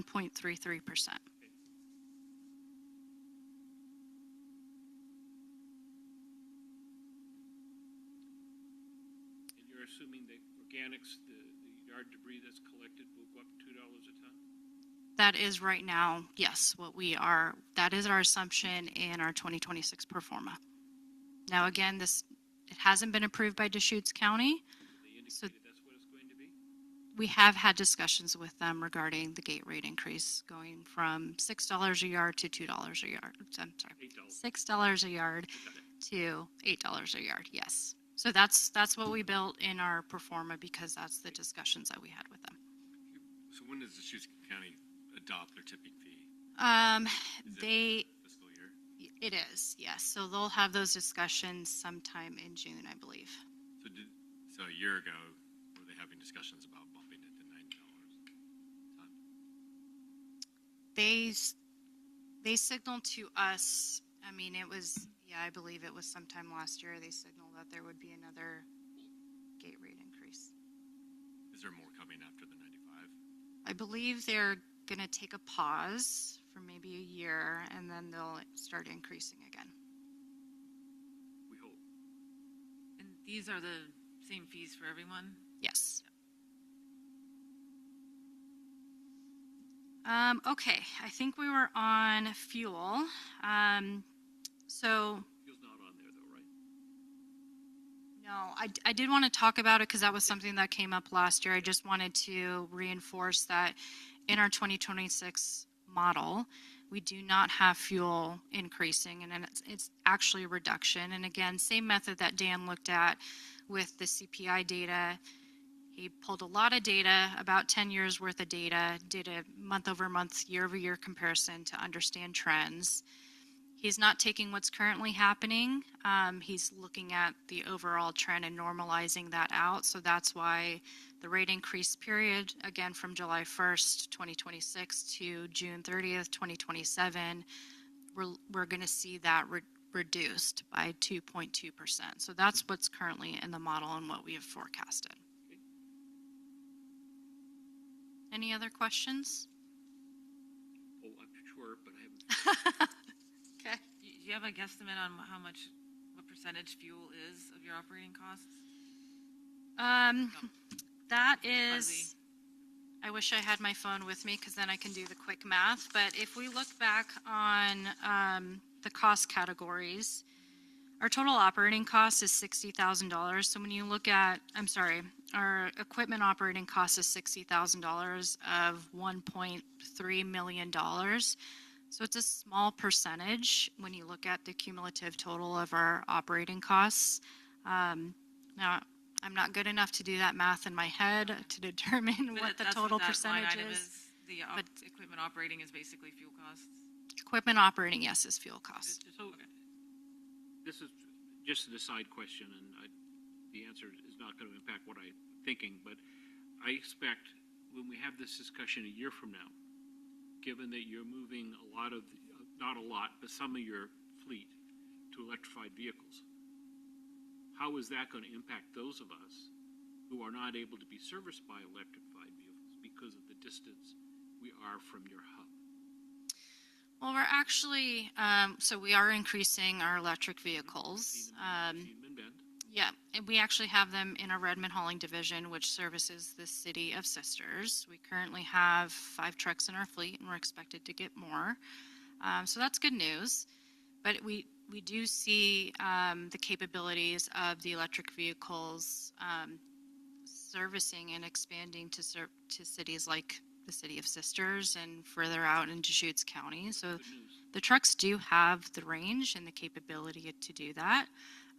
So as we get more of those electric vehicles into our fleet, we're continuing to take them out to. It was a curiosity question because I wanted to be sure that that if they didn't have the range to come here, that we weren't being penalized with the differential between the electrical rate cost and the fuel cost for diesel as we move forward. So No, they definitely do have the range. Yep, a lot quieter. they're very nice. Okay, I think if I there are, drive one of them. I mean, you can come see them if you want. Okay, I think we're on to the next slide. So with this particular slide, I think this was an ask that came out of the last council meeting, was to truly understand of the overall rate ask, which this is showing 12%. How does that break out? So that's what I wanted to go over here. So at the 12% rate increase, if that's what was approved, total cost of operations would be 3.86% of that 12%. Our total operating expense would be 3.2%. Municipal solid waste is 1.33%. Our total labor wages would be 0.77%. Our total general and administrative expenses would be 0.51%. And franchise fees and taxes would be 0.27%. And then the margin repair is 6.14%. Now I know it's small and I apologize, and there's a lot of other cost categories in here, but those are the main cost categories that I wanted to call out, and also see if there's any questions associated with that. Well, I'll tell you very bluntly, you're going to have problems with me on margin repair. You're for-profit business. Sometimes you don't make a profit, sometimes you do. It's not my job as a public employee, as a public representative, not employee representative of taxpayers, to make that up. If your company does real well and makes a banner year, makes a big profit, we don't get a rebate. And I don't expect to back fund losses that occur when the assumptions for one reason or another are incorrect. I'm just going to tell you that you're not going to convince me otherwise on that. So that's going to be a sticking point for me. The second thing that I heard that concerned me, and it's not really part of the discussion tonight, but it's something that I'm going to ask staff to look at a little bit further as we look at where we're going with the rest of the franchise, was we heard some disturbing news from the fire department today about the cost of removing burnable debris that we've been doing as part of our cleanup in the City of Sisters and in our neighborhood areas, trying to keep the cost of the risk of fire down so we can have a community in a town. and hearing that they went from a $200 fee for their dumpster sites to an $800 fee, and that they were being charged that fee each time that the trip turned around. So now it's to a point where they can't afford to do it. That's a concern to me. That's a public sort of a thing that can be done within the community, and I would surely like to have your company take a look at what that you can do to get those fees down. It's not a sister's expense. It's not a toll gate expense. It's county-wide, and if we can't get that burnable debris out, you're probably not going to have a franchise because you're not going to have a town to have it in. So I really think that number needs to be looked at, and I think they need to be treated not as a high-volume commercial customer, but as a community service. And I know your company does do that, and I strongly think and ask that you communicate with the fire department to see what can be done. That's not our discussion here tonight, but I did hear it in a meeting we had earlier today, and it disturbed me greatly.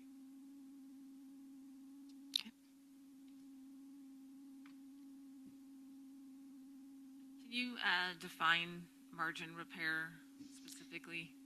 Yeah, so a few things I'll say regarding this. So within our franchise contract, we have a margin range. It's between 9 and 12%. So that's within our allowable margin range what we can make, low end and high end. With this particular call out for margin repair, most of this is being driven by the cost for the Sisters Recycling Center. That cost was, for many years, was something that was separate from the Sisters franchise statement, financial statement. And obviously this has now been a topic of conversation that we've had with council for a little time now. So that's what's really driving the 6.14% is because Republic Services has been subsidizing the cost for the operations. And now that it's being included in the total franchise financial statement, that's what's driving most of that margin repair. Okay, and then later in the presentation, you do kind of give us two scenarios, one where the recycling center is closed and one where it continues operation. Correct. But in neither case, the margin repair is still in there. Yes, Correct? that's correct. Yeah. So it's for past recycling center, not current recycling center. Yes, we have. Yeah, we have carried that cost for a number of years. Right. Okay. The next slide does present. We have two different slides. This particular slide looks at a rate ask or consideration with the recycling center open. So looking at all three waste streams or customer bases that we service, the first one is our residential customer base. The ask is 12%, and then it breaks down of that 12%. Where does that percentage go to? So 4.5% is for the cost associated with the Sisters Recycling Center. 3% is for inflation. 1.3% is for the disposal pass-through, and then 3.7% is for that margin repair. And the commercial customer base, 12% rate increase, 5.1% would be for the Sisters Recycling Center, 3% for inflation, 1.3% for the disposal pass-through, and 3.1% for margin repair. And then the industrial customer base is 12%, 3% for inflation, 1.3% for disposal pass-through, and 7.7% for margin repair.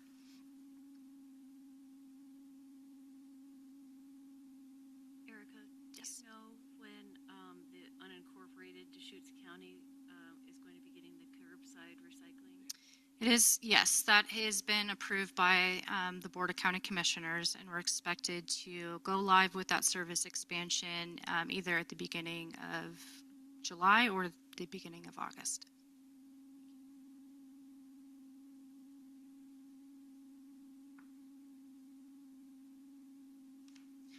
And then the next slide is the rate consideration, same approach, but this is looking at it if the Sisters Recycling Center was closed and services were no longer being provided. So our customer base for residential, the ask would be 7.5%. And 3% would be for inflation, 1.3% would be for the disposal pass-through, and 3.7% would be for margin repair. The commercial customer base, the ask would be 6.9%, 3% would be for inflation, 1.3% for disposal pass-through, and 3.1% for the margin repair. And then the industrial customer base would be 12%, 3% for inflation, 1.3% for disposal pass-through, and 7.7% for margin repair.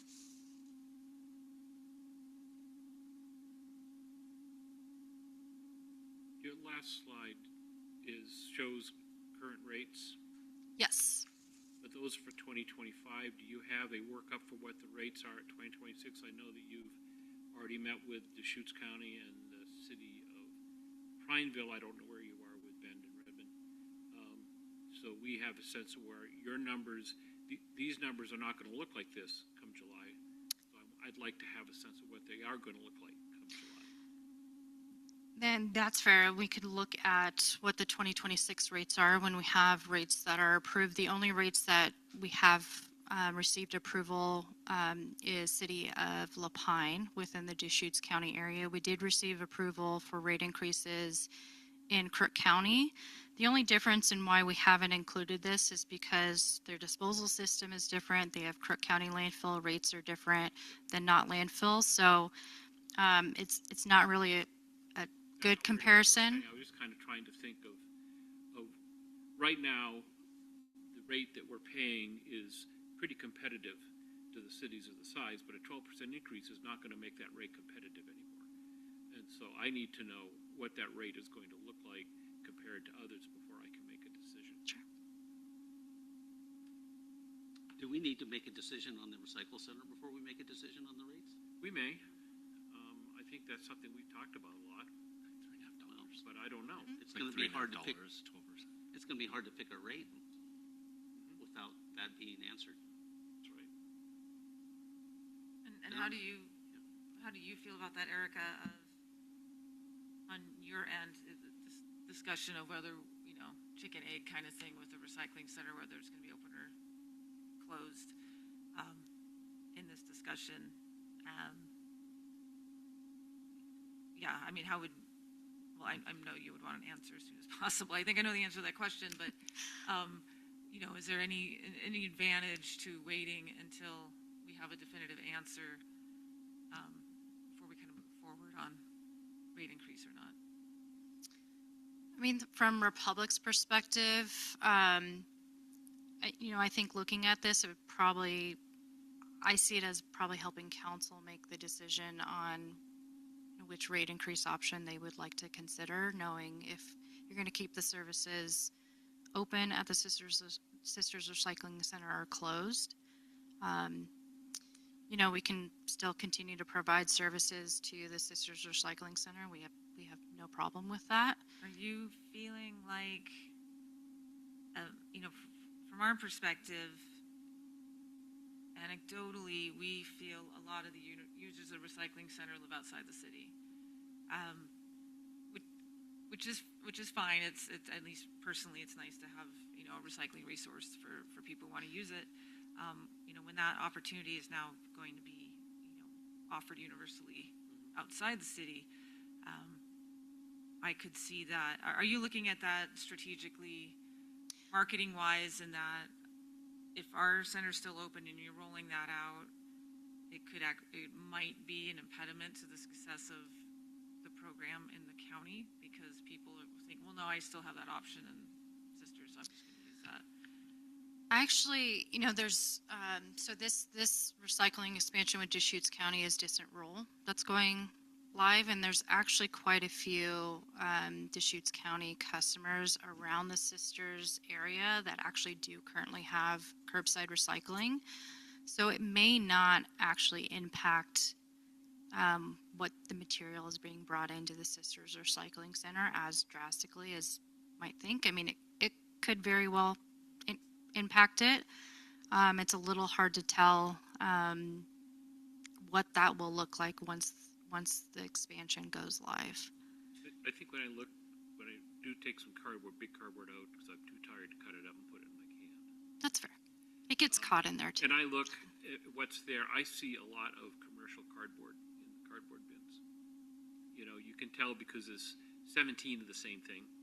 Not very many people buy 17 of the same thing. Some do, you know, in your Amazon boxes and stuff. But I think that's one of the ways some of the businesses in town are avoiding having to have a That's fair. cardboard. And glass, there's a lot Well, of, the other, that was going to be my next question. I did go out to Fryer to kind of look at what was out there. I have a great concern about the glass recycling aspect of it because the stairs they have there are corrugated and they catch sneakers. My wife almost fell when she was coming down. I'm a little concerned about glass recycling, whereas here we have a smooth, flat platform that you can come in, and I'm wondering what would it cost just to have glass and nothing else? I think the last Then time, you get to the how do you keep people from throwing garbage in the glass? So I understand that there are pieces there. There are ways to do that. I just kind of a sense how much of that cost. Is glass a third of the cost, a fifth of the cost, an eighth of the cost? Because you probably don't empty the glass every week.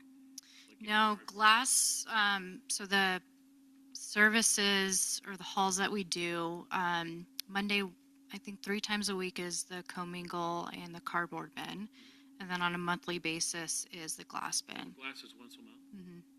on average. So if we were to look at some way of trying to keep glass recycling, whether it's currently or one of these bins with a lid on it and the small holes so you can only throw the glass through the windows, that would not be a significant expense compared to what you currently are doing. If you're making 3 trips a week with the other materials, that's accounting for probably 70 to 80% of the cost of your recycling center. Yeah, there's another cost to call out with the Sisters Recycling Center is we have to keep trash containers there because we get a lot of illegal dumping. So if there's I've noticed. Yeah. some method that can be applied that eliminates the illegal dumping, then we can eliminate the trash containers, and that would reduce the cost for the Sisters Recycling Center Because I as well. struggle with the curbside glass proposal that was presented as it was presented. But I think that, 90% of what gets recycled out of a household can go into the can, this tip. I want to circle back for a second to something you said, Councilor Ross. Yeah. And just, I also like numbers. So I just took the $28.98 that is our current rate and did the, what would it cost? What's it plus 7.5%? What's it plus 12%? Just to give us something to compare with. And the 12% increase brings us to $32.45 or 46 rounding up, which is not really too far off anywhere, and actually probably not over any of the other ones if you add their yard waste on. And this is monthly. Yes, this is monthly. Okay, Yes. because we get billed every other month. Yeah. So Yes. That's where the shock's going to come. And then $31.15 for the 7.5% increase. And I'm not trying to argue any way, but just to have the numbers to give a feel for where those bring us. And understanding that the other 4 that are up there, Deschutes County all the way down to Lapine, those are their old rates, so Yes. those are going to be potentially moving up, increasing, I mean. And it has been pointed out to me, and I am aware of it, that, yard waste in other towns is not included, but I'm not naive enough to believe that it's not rolled into the rate, even though we don't show it as being a part of it. Yeah, the costs are, I mean, because the service has been, I believe it's been since 2005 that it's been provided, so yes. I could easily close the recycling center if we could figure out how to handle glass in a way that doesn't create a problem for you and a problem for us. And part of that is, like I said, the Fryer Recycling Center is not friendly to people with mobility issues. You have to climb 3 to 4 stairs to get to halfway up to the level of the dumpster. So the dumpster's not at waist level, it's actually up here, so you can lift stuff up in and over. And I do have a concern with our community. And it's just not convenient, period. But it's also, I'm not kidding, when Judy was, we had 4 or 5 boxes of bottles and we were getting rid of them, and She nearly fell twice. She came down and hooked her sneaker on that kind of rough thing, because it's designed for industrial boots. It's an industrial grade. I've worked on them in businesses, and it's designed for work boots. It's not designed for somebody in a sneaker. Yeah, it sounds like we probably need to just put that as aside to, we need to talk to them. Yeah. Fix that, because that's the county. Yeah. That's not, we don't need to take care of it here. No, but I'm telling you, I don't think it's fixable. When you see the system out there, I've been there, yeah. I don't think it's fixable. If you isolate glass, how does, it might be in your pro forma, but what is the cost to Republic to just collecting glass from a location like the recycling center and transporting it to the recyclables market, and you get reimbursed for that hauling and things like that? I guess where I'm going is, I don't know if it's a good use of the land to actually just recycle one item at the recycling center, but is there a business we can partner with or something like that? If it's just once a month, people can take there, they can feel good about the recycling glass, it goes to a good cause, or the business gets some sort of rebate or something from Republic because the cost to you is marginal, or you actually give money for that commodity. So are you talking about finding a customer we currently provide glass service to and see if we can find a solution or partnership? I'm thinking if Habitat wants to have a container there, if community center, some location, right, where people can drop their bottles in if they want, and then that gets collected. Habitat's, I know an example. I did talk to them last year about being an RMA location, and they said that they weren't interested, but I want to hear the answer to that. Or, maybe it is we step out of, since we are confused about how to handle glass, maybe we remove everything from the recycling center except glass, since we don't have a use for that property tomorrow, in the short term yet. If it was something viable, like, okay, maybe we keep it open for glass for a year and see how that goes. If it's a poop show, then we don't do that anymore. Or maybe just we close it at a 6-month process. If the first 2 months go really bad, we say, you know what, January 1, we're done with it. Yep. Yeah. That's kind of, because we've been talking about the 6-month process on the other things. I think the thing that Wait, you did ask her. Go ahead. Asked her 2 questions, so I just want to make sure she gets to answer them. And then Yeah, go ahead. I'm sorry, what were the questions? Yeah, I know, because we had Jordan's question. Yeah, what would it look like to either, have glass recycling somewhere else, maybe at some other location, or just keeping it at the current location and only having glass at that location? Do you have to keep that? Because right now there's a staff member going there every day. We do. Right. So something like that, in theory, we wouldn't need. No, we would probably look at having a closed container. And the cost really would be the haul charge. And then the nice thing with the Recycling Modernization Act is there is reimbursements for glass, transportation specifically. So the cost to recycle the material is now less because of that. So that's at least a benefit. I mean, we do experience the benefit, and the financials experience the benefit currently because that's a service we're providing. But it would reduce. You have a monthly haul that we do. So whatever that service rate currently is in the contract would be charged, and then a small disposal fee. Thinking the recycle center, I don't know how familiar you are with it, maybe more than I realized.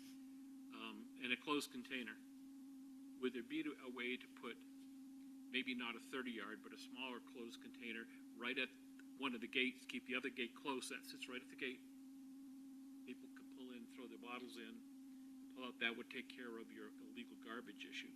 I think the problem is if we leave it open and we have just the glass container in there, we will find material down in the other pits, because the people that are already disposing of the garbage in there inappropriately are going to continue to do so if we give them the opportunity. So part of this, what your suggestion, Mayor, of, can we find somebody who might be willing to locate this? We may be able to, we may not be able to. Part of the problem is that even though people are careful, you do get glass on the ground, and it's a, it might be an issue for a business to have a lot of glass around the area. But I sure would like to see something that doesn't push the rate way up, that's one of the ways we could get this rate more reasonable would be to look at the recycling center and figure a different way to handle glass. And it sounds like you guys have a solution with closed container, and that's what I've used in other communities, and have no problems with it. You just have to have better aim. Yeah, generally the containers are around 30 yards. So if we want to look at something smaller, a 10 or a 20 yard, I would have to connect with our vendor to see if they provide lidded And maybe containers a like 30 that. yard could still go and just kind of block the gate. I don't know. I have no Yeah. sense of how wide that gate is. I don't think it's quite that wide. Yeah, I'm getting grinned. I'm getting. My only, I mean, there would be a lot of communication they would have to do on, I mean, it's a simple communication to close and lock the gates. Another thing to leave it open, but just for the glass. I think the first couple weeks we'll probably get a lot of like wishful or just absent-minded recycling. People continue, oh, the bins aren't here, but I know that cardboard goes here. I'm just going to put my cardboard here. And No, that's what I mean. Yeah, I wouldn't want them to be able to get into the facility. right. And then still in the back of my mind here is when we hit 4,000 people, are we needing to provide the opportunity for glass recycling, or is Fryer close enough to use that as our location? That's a good question, and I can look into that. I don't believe off the top of my head that 4,000 requires curbside glass. From CAA's perspective, they're not looking at that waste stream as a service expansion. It's really the commingled material as the required service expansion if you meet the 4,000 population. If communities currently have curbside glass, then they'll still provide the incentive. They just won't do, or they haven't had the appetite to do service expansions for glass. So since we don't have curbside glass, it would be on us if we did it. Correct. Whereas other communities are getting it covered because they did it previously. It's a existing, if there's any existing services, then there is an incentive that is offered to keep those services as they are. Otherwise, the CAA, or I know that's an acronym, but RMA model, they prefer those to be in depot locations. So like what the Sisters of City of Sisters has currently, that's the preferred method of collection is through depots. And that's what I've encountered in other communities. But now but Friar's our official depot. Correct. For RMA stuff, Yeah. Again, not convenient.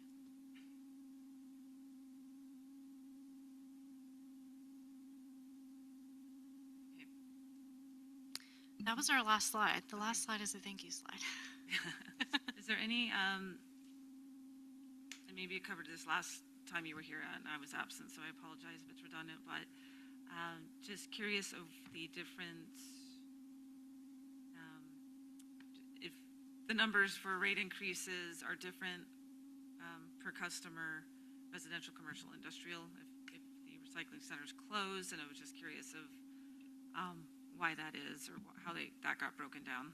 So we took that approach based off of, I think it was a work session that we had in January or February of this year, when we talked about the Sisters Recycling Center and we looked at the residential and commercial customer bases and made the determination if we were to keep that open, rate increase would be $1.30 for residential, $5 for the commercial customer base.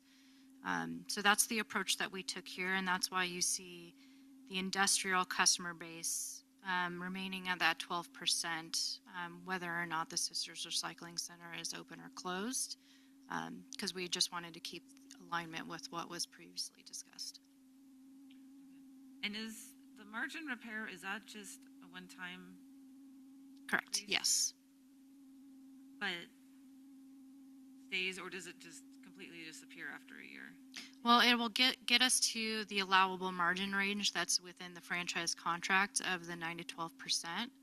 So that's what that would effectively do. Okay. Is bring that into that allowable margin. Bump it up to that margin, and then in theory, it would not be an ask in the future. Correct. Yes. But that's for 2 previous calendar years. It was a previous calendar year where the margin was off. That does take into consideration cost impact from previous rate cycles. Yes. Thank you. So we've had several conversations with Republic here. What is our end goal as far as date to make a decision?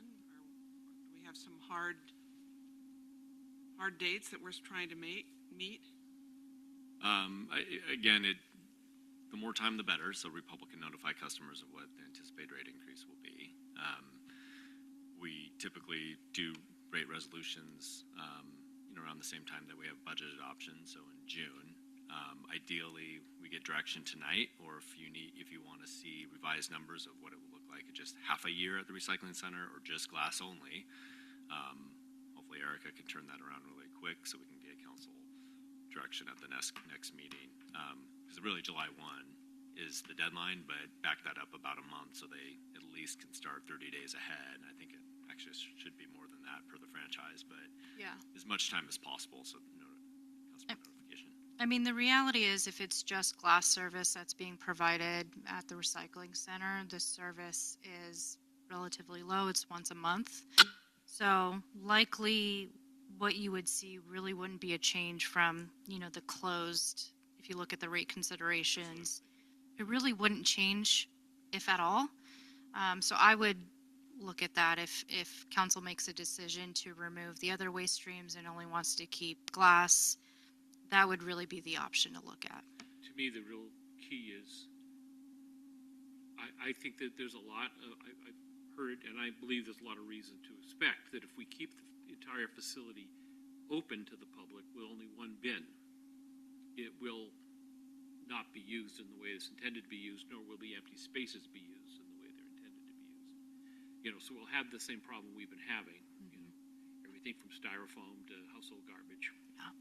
And so I understand that, and I feel for you on that one. It's been a problem ever since I've been in town.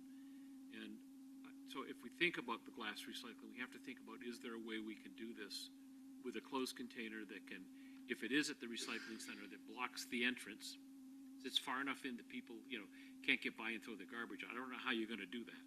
So a little more chain link fence or something, I don't know. Or another location. That's what I'm saying, or another location. Yeah. Your parking spot out front here would be good. Sure.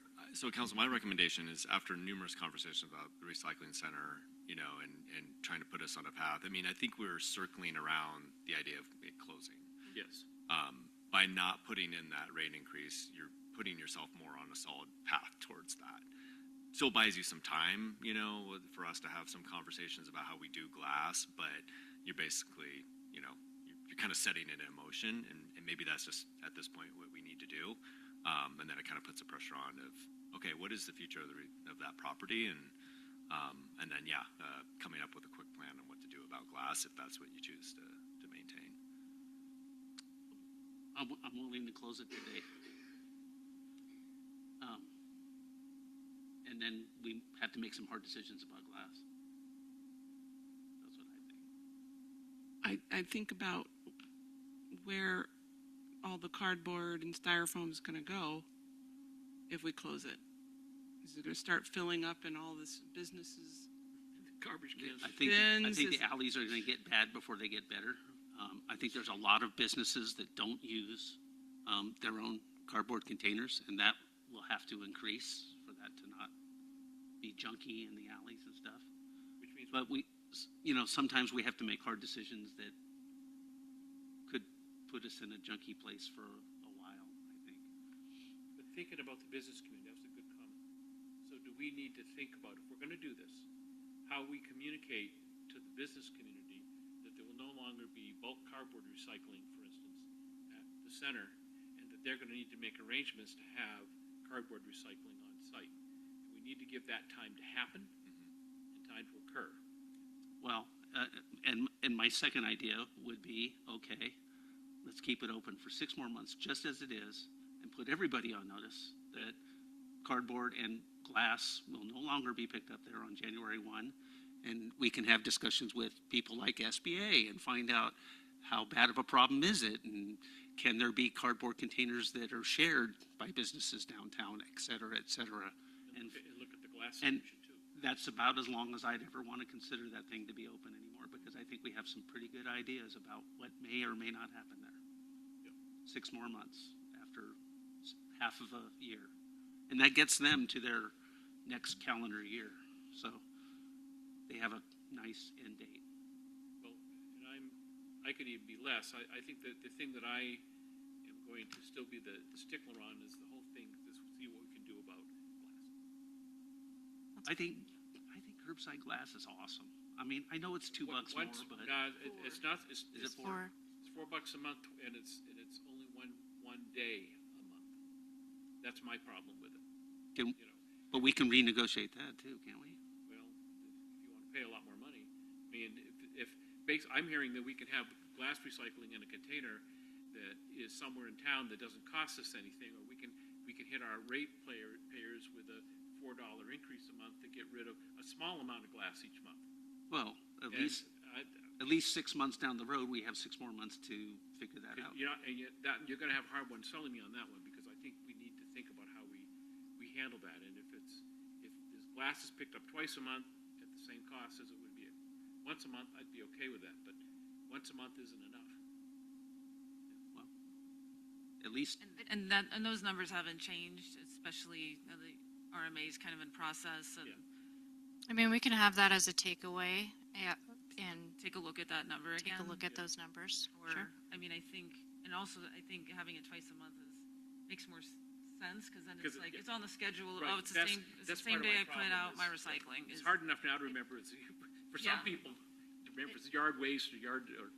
I have a calendar reminder. I do too.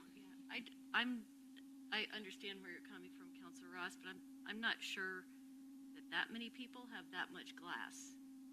Honestly, I mean. No, I think the annual tonnage, and granted this is off the top of my head, but it was somewhere around 200 tons a year, which is not a significant amount of tonnage for us. You want to know where my glass goes? It goes in the trash. And I think I'm not alone. I know you're not alone. That $4 rate was for glass curbside was with the recycling center being closed. No, I mean, that pro forma was separate, so the cost of the Sisters Recycling Center is separate from the curbside glass pro forma. So yeah, it would be good to see that. Sure. Again, what that might look at like now. Question: since glass is commingled, since glass is broken in the bins, that's not an issue. Does it make sense, instead of having a little tub that somebody has to get out of the truck and pick up and put in a bin, which is part of the cost? It's very slow to do that. To use something about the size of a small garbage can, have people put the glass in that and have that tipped once a month. That would be far more palatable to me, because then there's enough to be able to handle what might show up. I'm trying to keep glass out of the waste stream. We have different opinions on that, and that's okay. But, I live with a person who freaks every time I put a glass bottle anywhere near the garbage can. I just don't want to be yelled at every day. You are adding a whole nother roll card. Pardon? It is. It's 35-gallon containers, the smallest size. The bins, the glass bins are 18 gallons, so about double the size. Yeah, that's what I was thinking. But you can pick those up. We can, the 35-gallon, we can with an automated truck. Right, so that would cut your labor costs down somewhat. And But that would be for everybody. It would be universal. You'd have to do it universal. Yep. I mean, I have a box this big that I've not filled in 5 months. And I know, yeah, but I I'm know. just, Yeah, I'm just everybody telling has you that different there's needs. Yes. Exactly. So, Yeah. for me, I'm like, I've got this big thing that I won't even fill in a year. So, but I think we have to balance what we're trying to solve for here. But I could argue. Solve for everybody. But I could argue that I have a 35-gallon garbage can that is really more than a third full, because I recycle everything that I can recycle. So I think that, we all have our own way of addressing. Well, my garbage only is this much each week. So, I mean, like, But there's one of you and two of us. Some people use burn barrels for that. Some people use burn barrels for that. I don't think it's all just about how it's there's a lot of factors in how those things end up, and I'm just saying I don't think we're going to be able to solve for every person. And we're not going to solve it tonight. And we're not. Yeah, and I'm just saying that I'm not interested in reducing service to the city.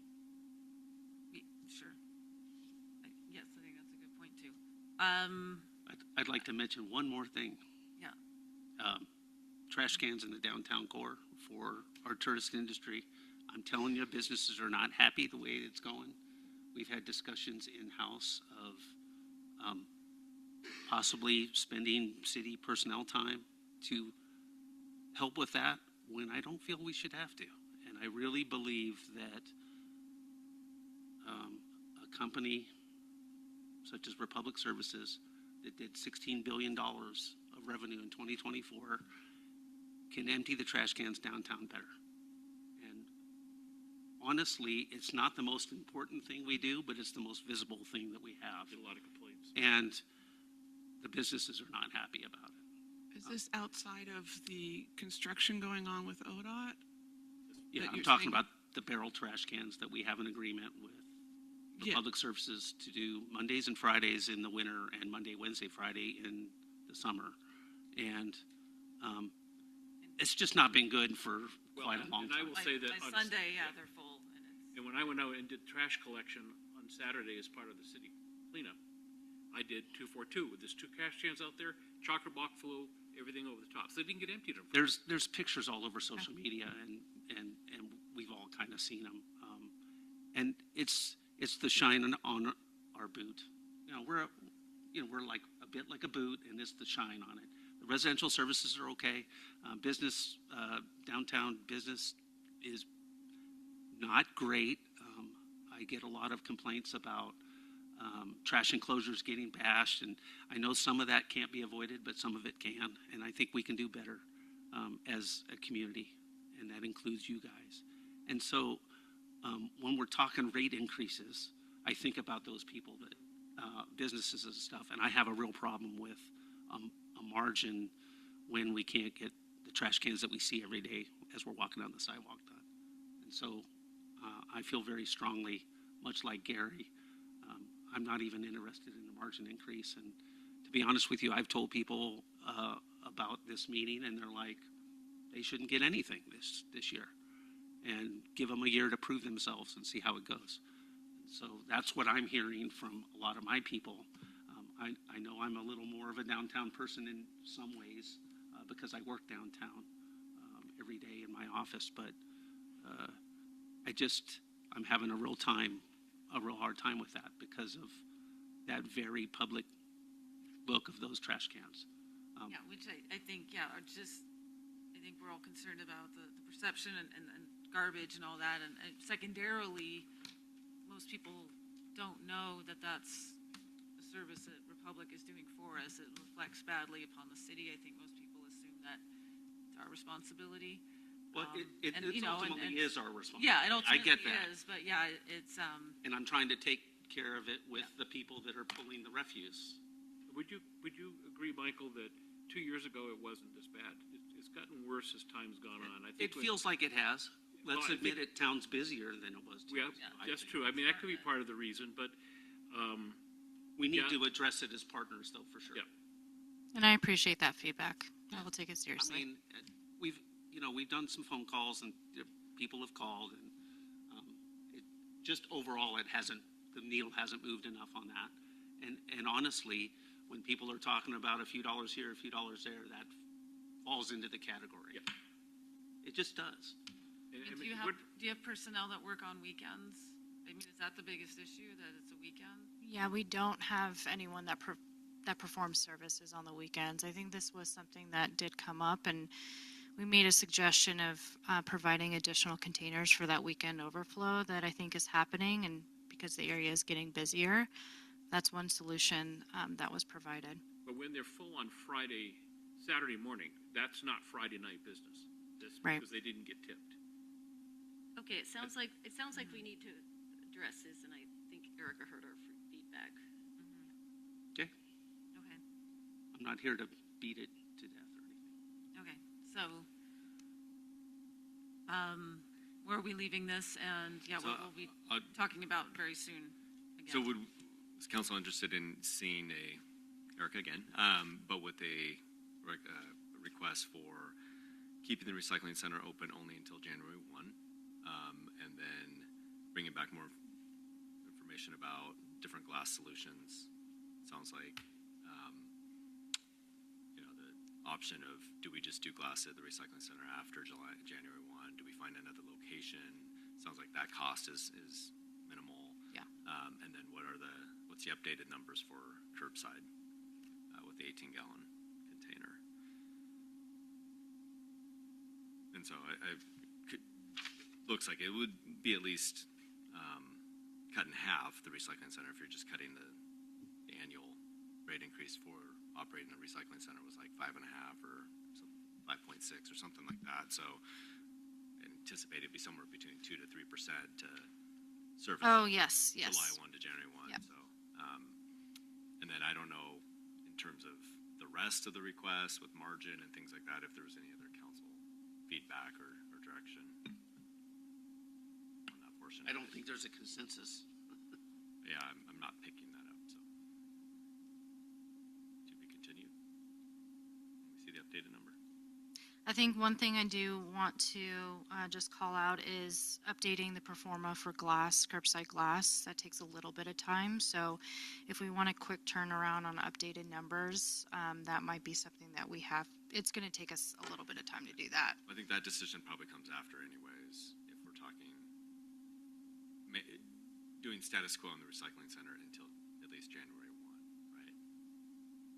It would help have I think the reason sooner than that so we can start communicating. I think the reason if we had that solved before July 1st, I'd be ready to close it July 1st. I think. But I don't know if we give businesses enough time to be able to adjust. Right.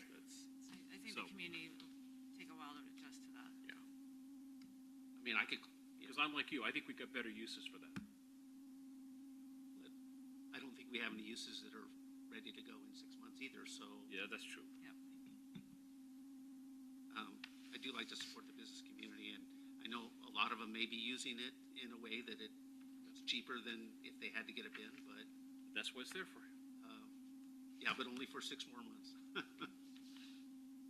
I think it's good to have a plan to close it though, and have them have time. But I think it's prudent for us to at least call it when it's time to close it and close it. Yeah. And then it'll have consequences, of course, but we have to make some hard decisions sometimes. Thank you for I don't think we're quite addressing my done yet. concern. You're welcome. Sorry. Oh, I wasn't sure if Councilor Ross was leaving. Okay. But I think we're good here. Thank you Okay. for your patience. Of course. Thank Lots you. to think about. Yeah, You're thank you, welcome. Erica. Thank you. All right, do we want to, we have the appointments. Should we jump to that? CPAC is up first. Okay.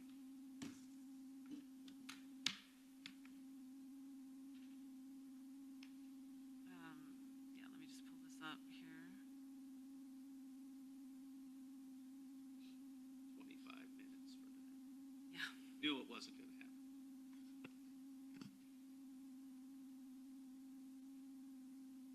Good optimism. Okay, and then just some council business. We have a vacancy on our Parks Advisory Board. If I could speak to that for 1 second? Sure, please. When we did our interviews for the last opening on the Parks Advisory Board, we had 2 candidates. And it was a tie. I mean, we were flipping coins, trying to decide who we really wanted to have. And in the end, we picked one individual, but felt very strongly the other individual would have done well as well. It's just always hard when you get 2 real close candidates. Sometimes it's cut and dry. This one wasn't. So when the vacancy occurred, we went out, the royal we, went out and asked if she was still interested in serving. And she indicated that she was. In fact, she came to the CPAB meeting to sit in the background at our last one. I think she'll be an excellent addition, so I have no problem in recommending her. Okay, so I just need to fly in without a script here. I'm pleased to announce that Jan Taylor will be appointed to the City Parks Advisory Board in the place of Doug Buell, who needs to vacate his seat early. And the appointment term is starts June 1st, 2026, and will run through December 31st, 2028. So welcome to Jan. Happy to have her, and fantastic that she was waiting in the wings. Yep.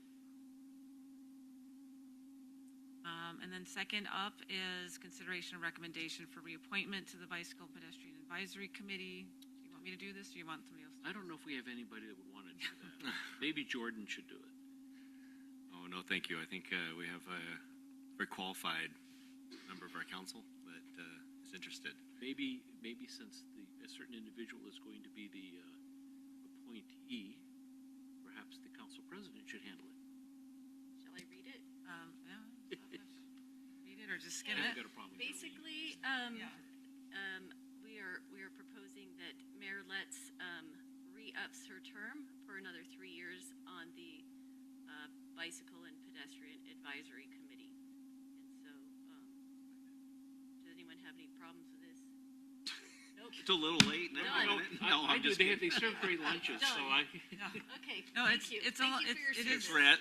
Yeah, it's actually it's a good group. I filled in for you one time, and it was actually quite pleasant. It's a lunch meeting, and we never have lunch. No. Actually, when Redmond hosts it, they serve lunch. Yeah. We host it all the time. Good. Glad.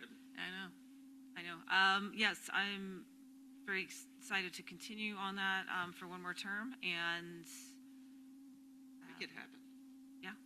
Also, obviously, if any other community members have interest, and this is a Sisters-specific seat, so somebody from the Sisters area needs to fill this particular seat because there's a few geographical seats on the committee. So, but obviously, if anybody has future interest, there's also open. Oh, if there are open. At least one open seat. I think there's 2 open seats right now. At least one of them's at large. So it could be somebody from Sisters or anybody from the county. And that is open. You can look at the Deschutes County website for that as well. So there could be another person in the Sisters area. That'd be fantastic if somebody was interested. Thank you. Thank you for allowing me to continue doing that for our community. Thank you for doing it. I expect you'll ride your bike to every meeting. Well, I wrote it to the one that we hosted here last week. Okay, on to other business. Jordan Wheeler, response to prior public comments? No response. Okay. We had a couple comments. I think we talked about one at the end of the meeting, so we covered it.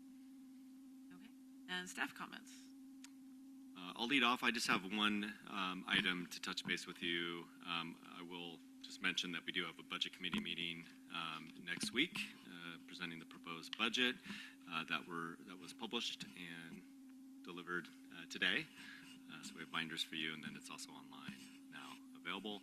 After that, your next meeting will be May 27th.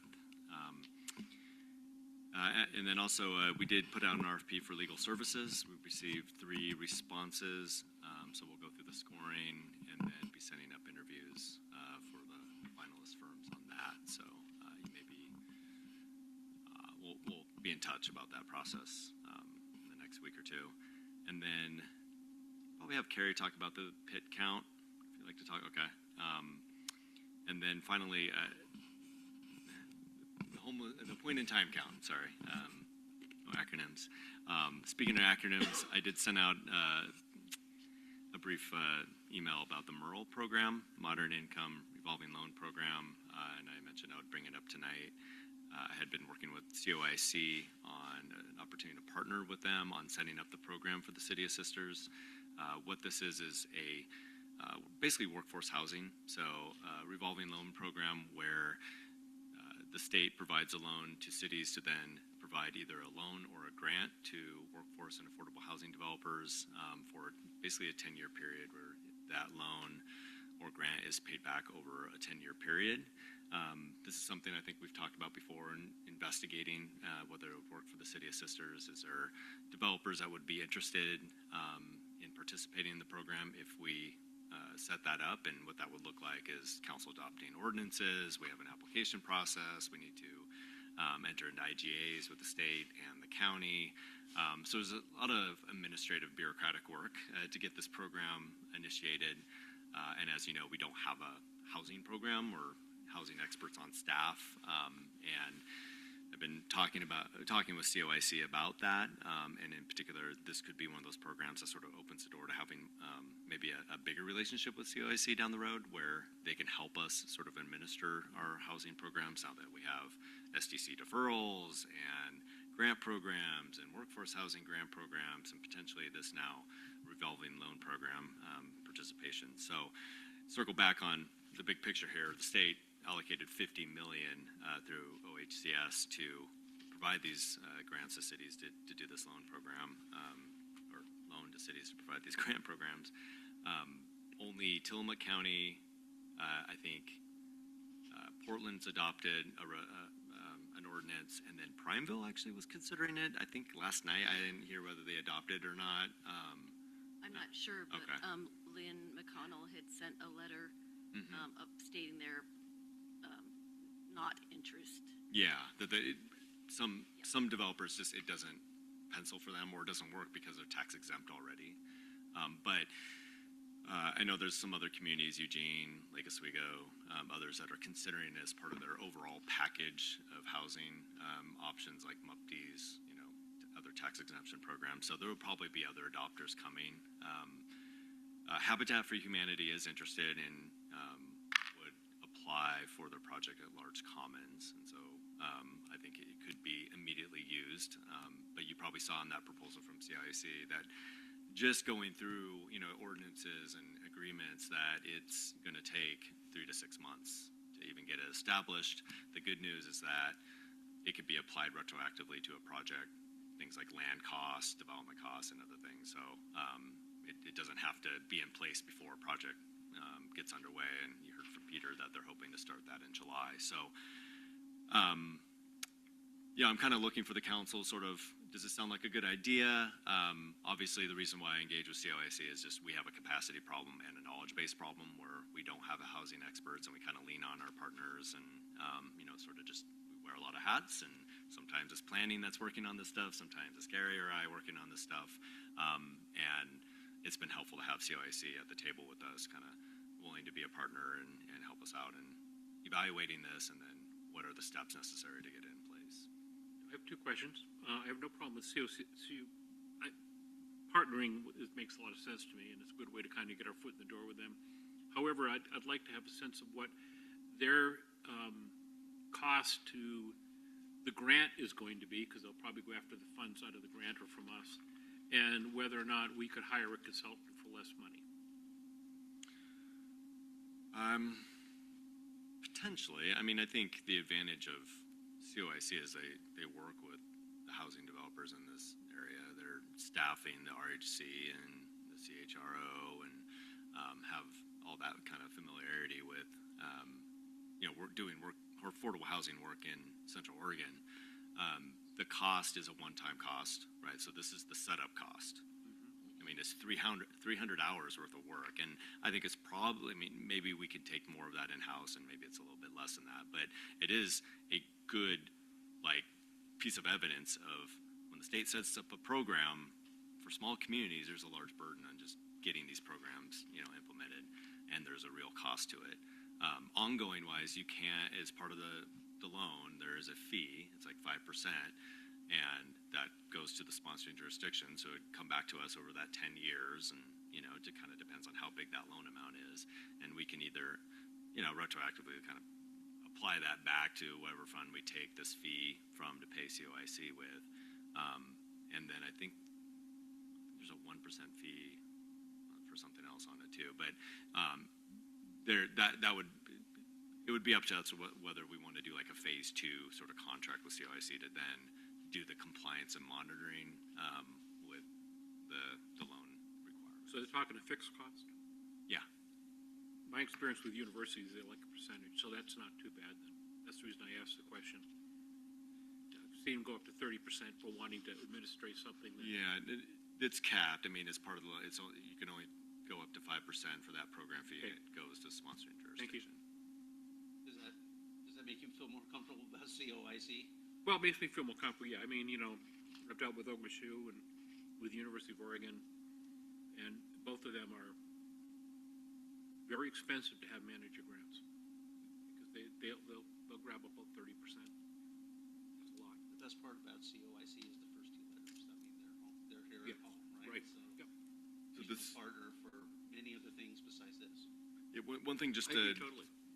to kind of make a point on, this is, you're not making a decision tonight to enter into the program, become a sponsoring jurisdiction. That would be an ordinance in front of you at a future date that COIC would help us, work on and get in front of you. It is putting skin into the game, though, of going down this path. So I think, in terms of your level of comfort that, are we heading down a path of being a participant in the MERL program? It would take some money now to set that up. And then remember, once we're in the program, we approve of the applications, right? So you'll get that decision point of whether, it's in the urban renewal area, it's not impacting our tax base because it's already frozen, right? Like, you might be more comfortable providing a loan through developers in the URA versus, I think there's some communities that are like, yeah, we support affordable housing, but we're not ready to defer taxes on developments yet, right? And that's the other pathway with the grant program through property tax exemptions. I think it's a good idea. So but if it weren't in the URA, we can still do it as a loan program. Right. Yeah. We're not ever forced to do it through tax. In fact, you have to do it through the loan program because the taxes are frozen in the URA already. No, I mean, Yeah. but if it were not in the URA, I'm just saying Oh, right. that could still be a loan. I believe so. I believe they Yeah. give the option now to have that alternative, funding source. So seeing what Sisters Habitat has done for our community, and as Peter just reported to us, they're number one in our state for their productivity, and the number of homes is exceeding 100 now that they've provided, and I think that's just great. I would like to support them any way we can. If the MERL program can help with that, that would be wonderful. And including going so far as our UGB amended area, potentially taking advantage of MERL as well in the future, because I'm assuming that once this is set up, it's something that's in place. So, and then the feedback I had for Jordan, or question I had for Jordan, is maybe there's a little bit of negotiation room there with COIC. I think it was $27,000 for setup, if I recall. It's 23. 23,000. That if we're the first in Central Oregon to have COIC set this up, that other communities are probably going to benefit a little bit because we were the guinea pigs first. They have to so pay us. why don't they pay us? Yeah, exactly. So I'm wondering if, because some of that's going to be repeatable process that they can use in the future for other communities, that they can cut us a little slack on the setup fees. I'm for it. I'm a head nod yes. Yeah, I would like to learn more, get more details from COIC. I'm just hesitant. Overall, I'm supportive, but I'm always careful around anything that is a multi-year process, thinking out 5 and 10 and 20 years, especially if there's land trusts involved, what those impacts will have on the city, administrative costs, in a few years and way down the road, issues with tax base, things like that. So I really want to think this one through carefully. But you can't do that without spending that money, right? I think it does. It like I said, you put skin into the game, but you're not adopting the program yet. And COIC, I mean, that's part of it. They'll help us through the adoption process and explain the program pros and cons. And then each application can be evaluated on its own merit. If we get to the point where we've given out a lot of tax exemptions, because 30% of our new developments are all affordable housing now. Hold on, we're kind of strapped. We need to pause this program for a while, or we set a limit. We say we're willing to go up to a certain dollar amount in total, tax exemptions or moderate loan participants, right? We could do that too. I think some communities have considered that. And I think the advantage of that is it incentivizes builders to get up front and do some of that construction while the money is available, as opposed to building the market rate and throwing those in, putting them in at the end. there's a little bit of incentive to kind of move further up into the build schedule in order to get those dollars. And there's no guarantee the state's not going to claw back any of that 50 million either, or cities like Portland and Lake Oswego, Salem, Eugene start using it as well. So. I mean, there's always the chance that the agreement with CYC just isn't able to be made. Yeah. That's possible, but I don't think we can do that without checking it out. Well, and I think we want them as a partner in the community. That's the other thing, is that let's get them in the community. We certainly want to try, right? Yes. I think, for sure. We're going to move the campus here. Good with it? Oh, yeah, I'm good with moving forward. There may be some things I'm still pondering, but I think this is a good direction. So, yeah. Just checking. You're kind of a housing authority. Oh, no, I got too. I'm on the housing hopper right now. Okay. I'll tell you, that is full. All right. No, There's a lot there. Steph, you can pass the mic there. Maybe keep them short. Yeah, give me if I'm going too far. No, it's just real high level here and brief. The Planning Commission is going to have a public hearing. Oh, it's already cut off. Next week, May 21st, for the UGB adoption. got it on my calendar. I mean, I'm so excited. Me too. I have it on my calendar as well. The county, at the same time, the Planning Commission is going to review it at a public hearing on the 28th. We don't have a schedule yet for the council and board adoption, but if it goes smoothly at the Planning Commission, hopefully it won't be too far behind. Annexation, next step is a workshop on May 27th with the council. We'll try to step back a little bit on the housing issue and kind of have a discussion. And to help prepare, we've been talking, Councilor McDougall and I have a couple times met with some affordable housing developers in the community to kind of get their input. And they've been great in terms of things that we should be looking out for. So the idea is to bring some new thoughts and some feedback for the 27th, primarily on housing, which seems to be the primary area of discussion. And then the code audit, we have had our kickoff meeting with the consultants for that, and that's exciting. The first step in that process will be them doing stakeholder interviews. So we provided about 12 names of people in the community, kind of a diverse group that might have some input on who work with our code, or either directly or indirectly, and getting their initial input, which will be helpful. Matt Martin's going to be the project manager for that, and so that's going to be about a year-long process at a minimum. So it's exciting. The Planning Commission will probably be the primary body that we kind of work these things through, but we'll keep council updated as it goes. Good to hear Matt's going to be around for another year. Good. Good for him. Yeah, it's in his contract. Good for us. Yeah. All right, that's all high level stuff. Busy. Yeah, for sure. Okay, a few project updates.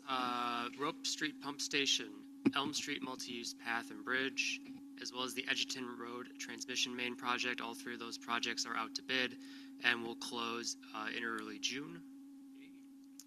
Dog park fencing at Gateway Park is in, just waiting on some amenities to go in place. That includes a drinking fountain, a rules sign, and a dog waste dispenser and trash can. A kiosk will be a little further on, but the basic amenities will be going in shortly. Our Village Green Multi-Use Path, or ADA path, is completed. sod is going back in, so that is open for pedestrians as soon as we can get that sod in and remove that trip hazard. Certainly completed by Memorial Day. And our summer seasonal robin has returned. You'll probably see her out and about. She's starting here at City Hall, and she'll be making her way through town landscaping and making town beautiful. Any questions? How do we encourage people to take their pet waste bags with them instead of just leaving them sitting on the ground? It's amazing. Don't put them in our downtown garbage containers. Yeah, I don't know. I'm just wondering. It's not a Republic Services issue. Jackson, The person is there a waste bin there? What was the Garbage question? cans at A East garbage Portal. can at the. There are garbage cans at East Portal, Gateway Park. The dog park will have a dog waste bag dispenser and disposal bin right below that. Just a different question on the concrete accessible path. Great idea. I'm curious as to how that will affect, not that it makes any difference, how that will affect the tenting and stuff for things like the folk festival, et cetera, which takes up quite a bit of landscape in that park. Should be minimal. Most of those events remove sections of fencing to get their vehicles onto the site, and we've ran that project past. Will they be able to get the tent pegs in the ground and stuff based on where the path is? That's nowhere near the path. Okay, I hadn't looked, so. But we ran that past all the big events, and they were okay with it. Good, just curious question. Thank you. One last thing about Gateway Park, if you drive down on the 242, you see the new parking. Over 30 new? About 23 spots. 23 spots? 6 of which will be including the EVs. 6 EV are paved now, so. The mayor would like to say that you should bike by it. Oh, sorry. Run, bike, walk. Don't use the dog park yet. Almost. I was over at Les Schwab, I had my tire chase, saw somebody from California get out and look at the dog park, and they took the dog and they went out and walked all the way around it, and they almost picked the dog up and put it in. It was a small dog. The gates are locked for the time being. Pardon? The gates are locked for that. Locked, Yes. yeah. Locked. Yeah, Correct. it is locked. Yeah, I know. They figured that out. And then anyway. Just building up the demand. Excitement. Thank you. All right, just a couple things. Yeah, as Jordan said, the budget is done, and you should have the proposed budget available to you. It's a big one. We're about $50 million total between the URA and the city, 44 for the city, and that's largely because of some debt issuance. So, but a lot in there, of course. Campgrounds. We have our camp posts in place now. I don't know if you've seen them there. They're both brand new, as I've spoken to you about that before.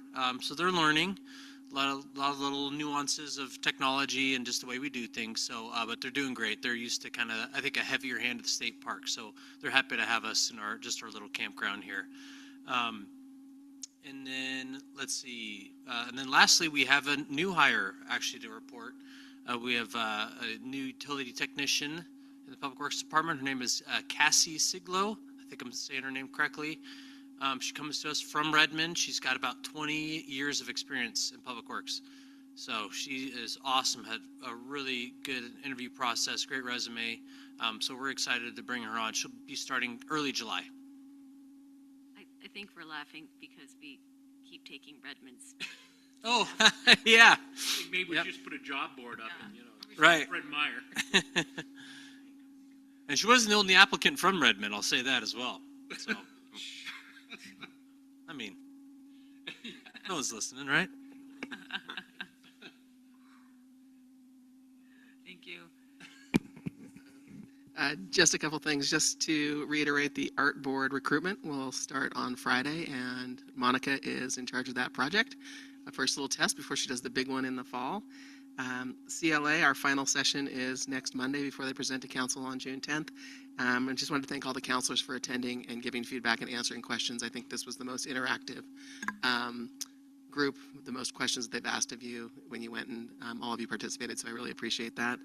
And then, as some of you know, the pit count, the point in time count numbers were released this morning from the HLC, and overall in Deschutes County, there were 1,706 total houseless counted, which was down 19% to 2025. And Sisters had 99, down 20% from 2025, where there was 124 in the count. So positive news, which was attributed in a great deal to the number of transitional housing hotels that have been converted, really getting people into shelter. About the same number that they are dropping is about the number of beds and openings that we've had. So that is working. It's taken a long time to really start to see that progress, but if you can be excited about this issue, this is a reason to be a little bit excited about this issue. So progress is made, so I really appreciate that. I did post the webinar from HLC on our website. It is on the Houseless Community Partnership site.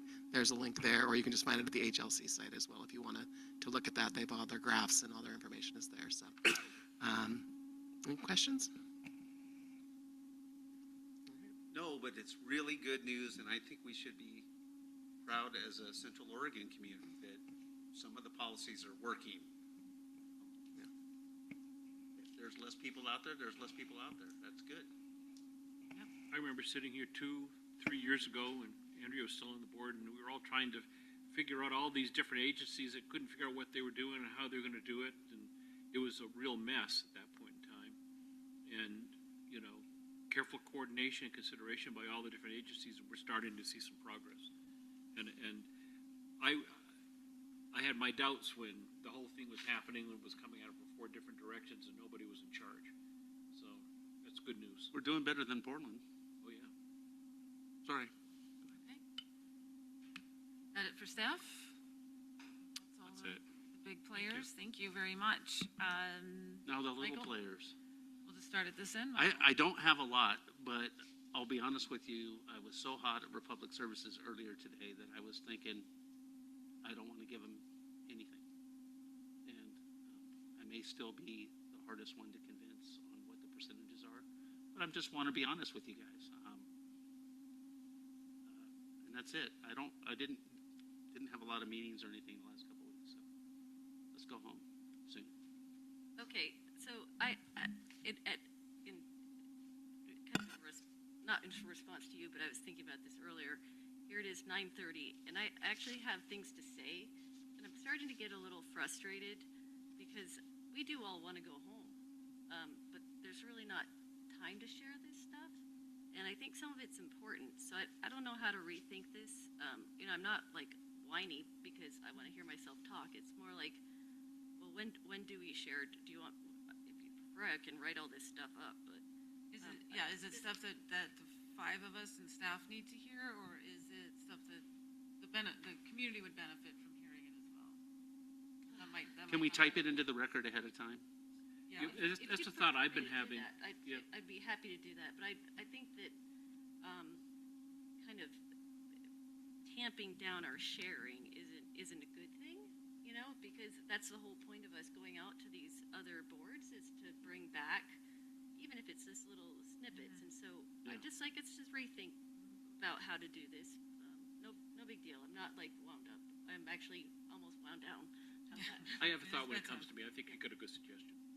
Okay, so just that thought out there. Okay, I'll try to be quick here.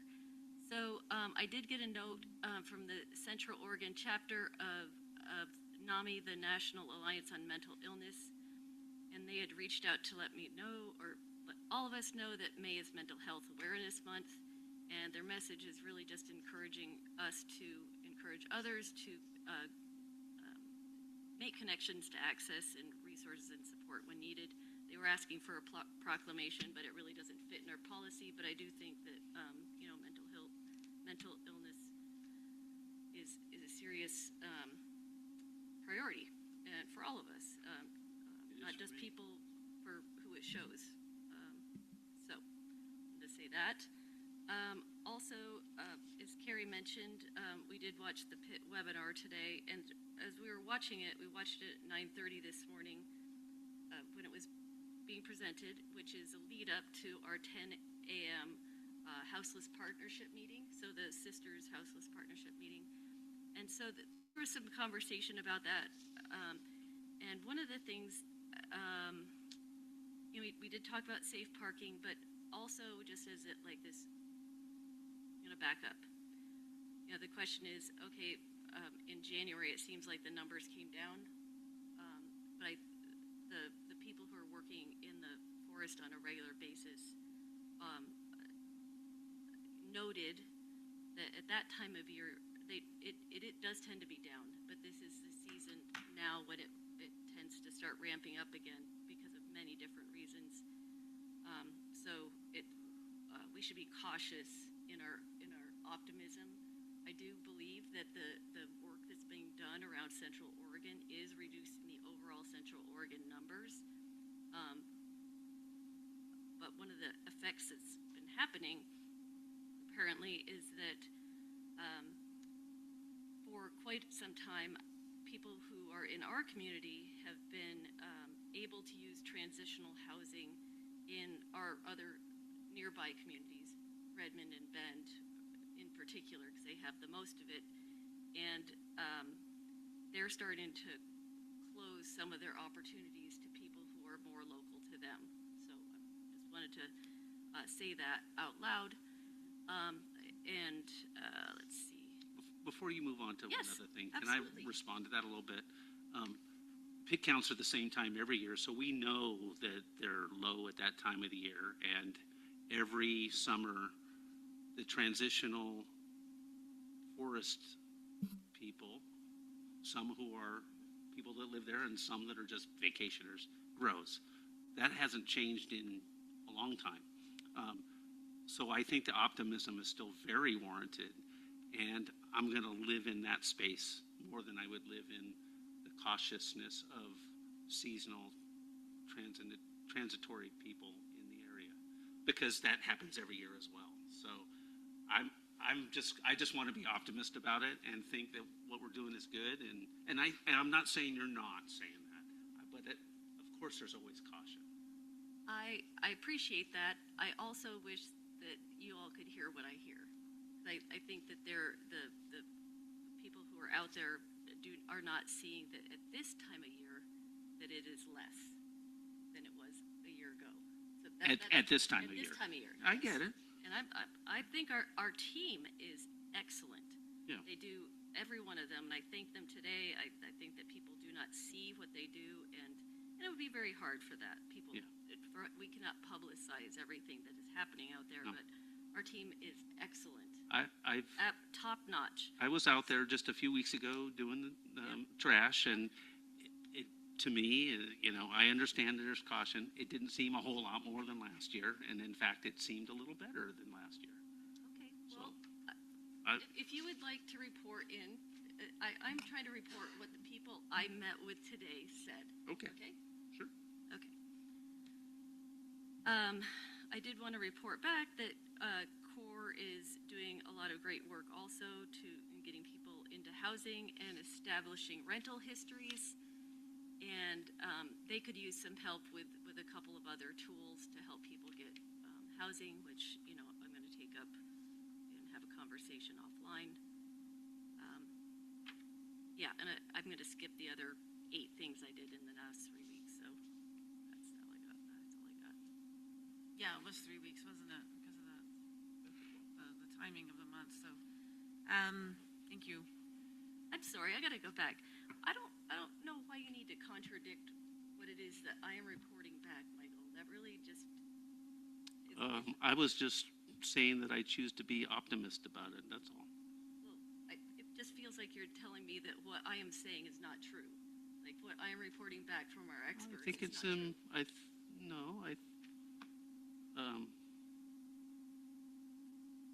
I didn't mean to say that. I'd like to hear the pictures. I think we should celebrate that. I hear you. We have successes too. It's not all doom and gloom. Okay. Thank you. In the last 3 weeks, the city, in conjunction with the Parks and Rec District, did the Arbor Day event. We did tree planting across the street. Great little event. Thank you to staff for putting that together. Thank you to staff for digging some of the holes. And for a lot of the counselors and staff coming and all the kids that participated. That was a fun event. Last week, Representative Bynum, Congressional Representative Janelle Bynum, was in Sisters to hold a wildfire meeting. Jordan and I attended along with some counselors from a few other, from Bend and Redmond, and then a lot of fire officials from Central Oregon, Deschutes County. So kind of doing a fire update and having kind of a discussion, a little bit of a round table on what resources are needed. Kind of the usual top hits of things that we discuss on a regular basis. So I'm glad that she did the event. I don't feel that, I think she's savvy on a lot of things, but wildfire is not really something that she knows a lot about. And so she's making an effort to learn more about it, which is all you can ask from somebody. So appreciated her stopping by and meeting with everybody on that. The monthly city fire meeting, a couple things off the top of my head that were takeaways. One is that if you were signed up for Deschutes alerts, you did get a reminder message today to make sure that your information's updated. If you did not get an email or text from Deschutes alerts, then Sign up or go check on your account. That is the system that is used for evacuations and other really important information, not only for wildfires, but any other event. So I know Deschutes County is transitioning to a new website, so it might be a little tricky to find Deschutes alerts, maybe for a few more weeks. I'll keep trying. And Leadership Bend was tasked or chose a task of putting together information for short-term rental operators in Bend, highlighting fire season in Central Oregon and how best to behave, and also how to sign up for Deschutes alerts as a visitor. And the great thing is that they develop those materials. They are relatively generic for Central Oregon, so that's something that Explore Sisters or the City of Sisters, if you want to consider that in our business licensing of STRs, could easily distribute. QR code. Yeah, it's a nice part of it's kind of maybe something you could put on a table or put in a nice frame, put on the wall, but really well put together. And that was, again, Leadership Bend's kind of like our Civic Leadership Academy, so it was a great project that they put out that everybody in Central Oregon can take advantage of. Attended the superintendent's coffee across the street, and just the usual, the good news is, again, they had just done the GROW award ceremony for seniors for scholarships, which is an absolutely amazing program that's so unique to Sisters. Another thing, doing it the Sisters way. The bad news financially is that this district, like most of them in the state, have budget cuts, and there's about $2 million that they have to make up in their budget. Here, really trying not to cut staff, as there might have to be some cuts. So far, doesn't seem like it, with some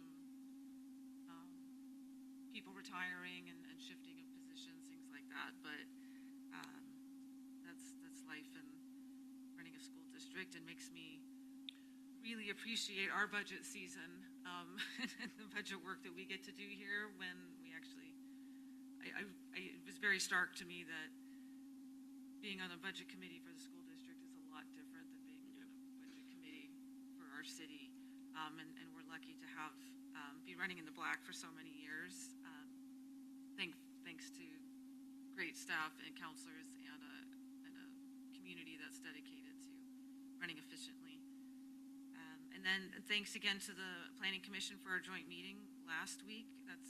Love the joint meetings. I think we all enjoyed that, and it's good to share our thoughts with each other. And I'll be doing the EDCO Made in Bend tour tomorrow morning, bright and early, just for fun to see what's going on in Bend, know some of the companies, some of the people work for some of the companies, so I thought it'd be just a fun thing to go to. That's it. End of report. I don't have too much. We had the CPAD meeting and Parks Advisory Board. And the main topic on the agenda was Executive Director Holland from SPRD coming in and really spending some time explaining to the Parks Board how special districts are funded, why SPRD has no money, because they were funded to really, all they were funded for was to run after-school programs years ago. And so their tax rate is one of the lowest in the state, and that impacts programs they can do and they can offer. So when we hear people talk swimming pools and ice rinks and things like that, or pavilions, and the issue is not just the money to buy the land or to build the facility, because maybe that might be something we might build a facility, it is the cost of staff to run it. And they don't have that kind of budget. So they're looking at different options, and at some point in time, they may be coming to us and talking about what those options are. But I think it was very eye-opening and enlightening, because most people don't understand how special districts are funded. They're a totally different animal than a city. And unlike many park districts like Bend, which is funded at a much higher tax rate and can collect SDCs because they have ground in parks, we collect the SDCs for parks, and they don't. So, I mean, that takes a whole revenue stream away that many other park districts have. And I'm not saying that's a bad thing. I'm just saying that's one of the realities that they work under. And I'm surprised at what they can do with what they have. And I think we're lucky to have Jennifer and her staff here. I really do. So that was good. And then the other thing I wanted to mention, I thought about this. You sent out an email a couple days ago with a lot of what you've been doing over the last couple of weeks detailed in it. And I found that I sat down and I read that, and I enjoyed it immensely because I had time to read it more than once and to think about it. And so back to your comment, I'm wondering if there are things that we can write up ahead of time and send out, and then when we sit in the meeting, we get the juicy stuff, the stuff that really needs to be put forward for the public to hear, or for us to hear, or anything that's come up new or changed.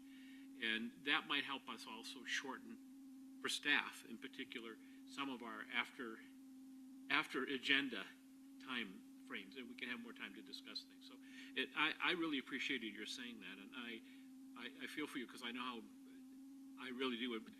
I like what everybody does and hearing what you've done. I learn things every time, but it's also nice sometimes to sit down and read them and have a chance to think about it, and think about how I might want to ask a question about it when the meeting comes up. I might just ask if there is a way that we can send it out that it would then be included in the attachment pieces. Mm-hmm. Yeah, just so if we put a certain title to City Council. Yeah. On. I think it would have to be, because of serial meetings. Wouldn't it have to be included in the public record? I mean, if you're just sharing informational updates. Yeah.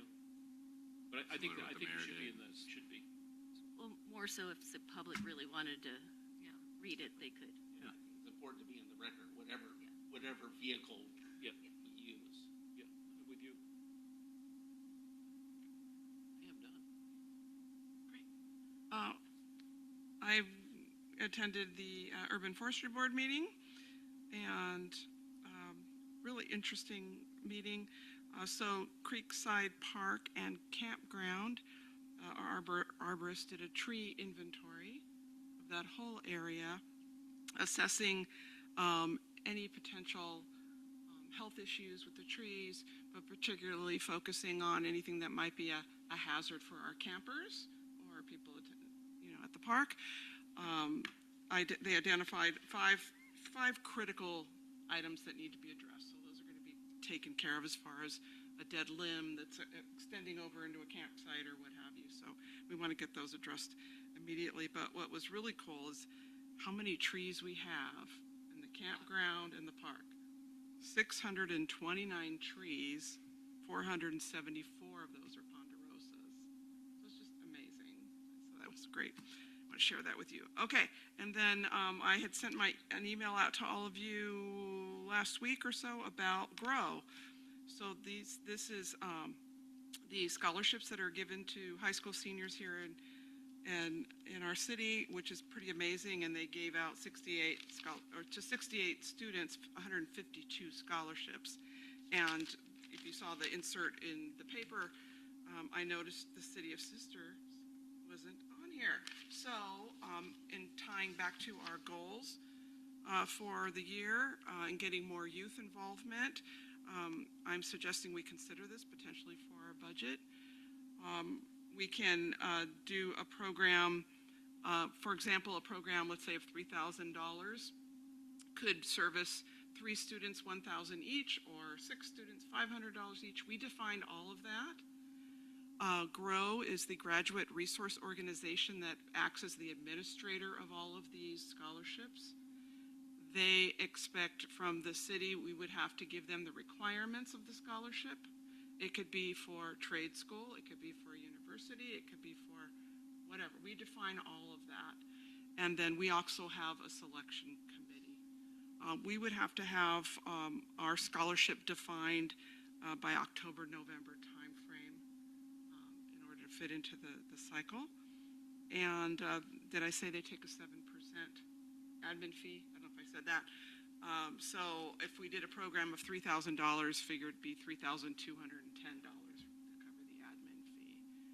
I just thought it was a great opportunity for us to give back to the seniors. We have CLA. That doesn't always fit for all of our seniors to attend that or participate in that. It's a really hard time of year for them to do that. And something like this, the scholarship program, is another option. Get her done. Yeah. I'm a yes. We need to have a head nod. May I ask, I think there was something that Councilor Preden had suggested that we were going to maybe talk about giving to some of the repeat appliers to our grant program. And so it feels like maybe that would be I love the idea, but I wonder if that could be part of the same discussion. Would that, does that make sense? If we're looking to, Joe, are you still There goes the budget, Joe. Tear the book Yep. up and make a new one. Hear that? All It's that a money, line item. that money's going.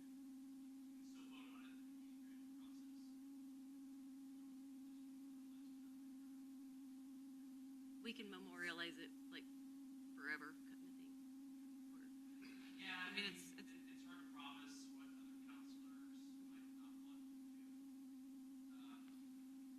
It's never been part of the grant process. No. Understood. I think FAN has been on there because they've been such a consistent recipient in the past. I'm just speaking for myself. I think putting that in there, placing, I think a promise to them as agreed upon by you all would be a good start. And then maybe changing that FAN grant line item to another description that would kind of Like perpetual, encapsulate all of, perpetual grants or. Sure, yeah. So you said the deadline is this fall? Or We'd have to have the program defined by October. October? Okay. Yeah. I think to Councilor McDougall's question or point, we could include that as part of that conversation of identifying organizations for perpetual funding or, ongoing grants. That might come up during the budget process this year, or we do like a work session in September or something to kind of set up our. I think the only question for this year would be, do we want to have the community grant program at the budget number it is and then add 3,000 or come up with a number to add on top of that, and then we can discuss it all during the grant program. When do we do that? Community During grant budget, is July, August? Yeah. Which is in August, August. applications in July, I think. Yeah.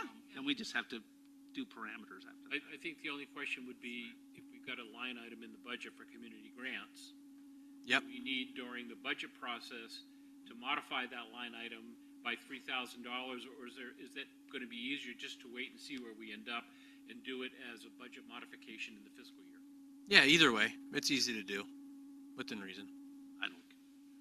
within rounding. I don't care one way. I just didn't know how we should do it. But I'm with you.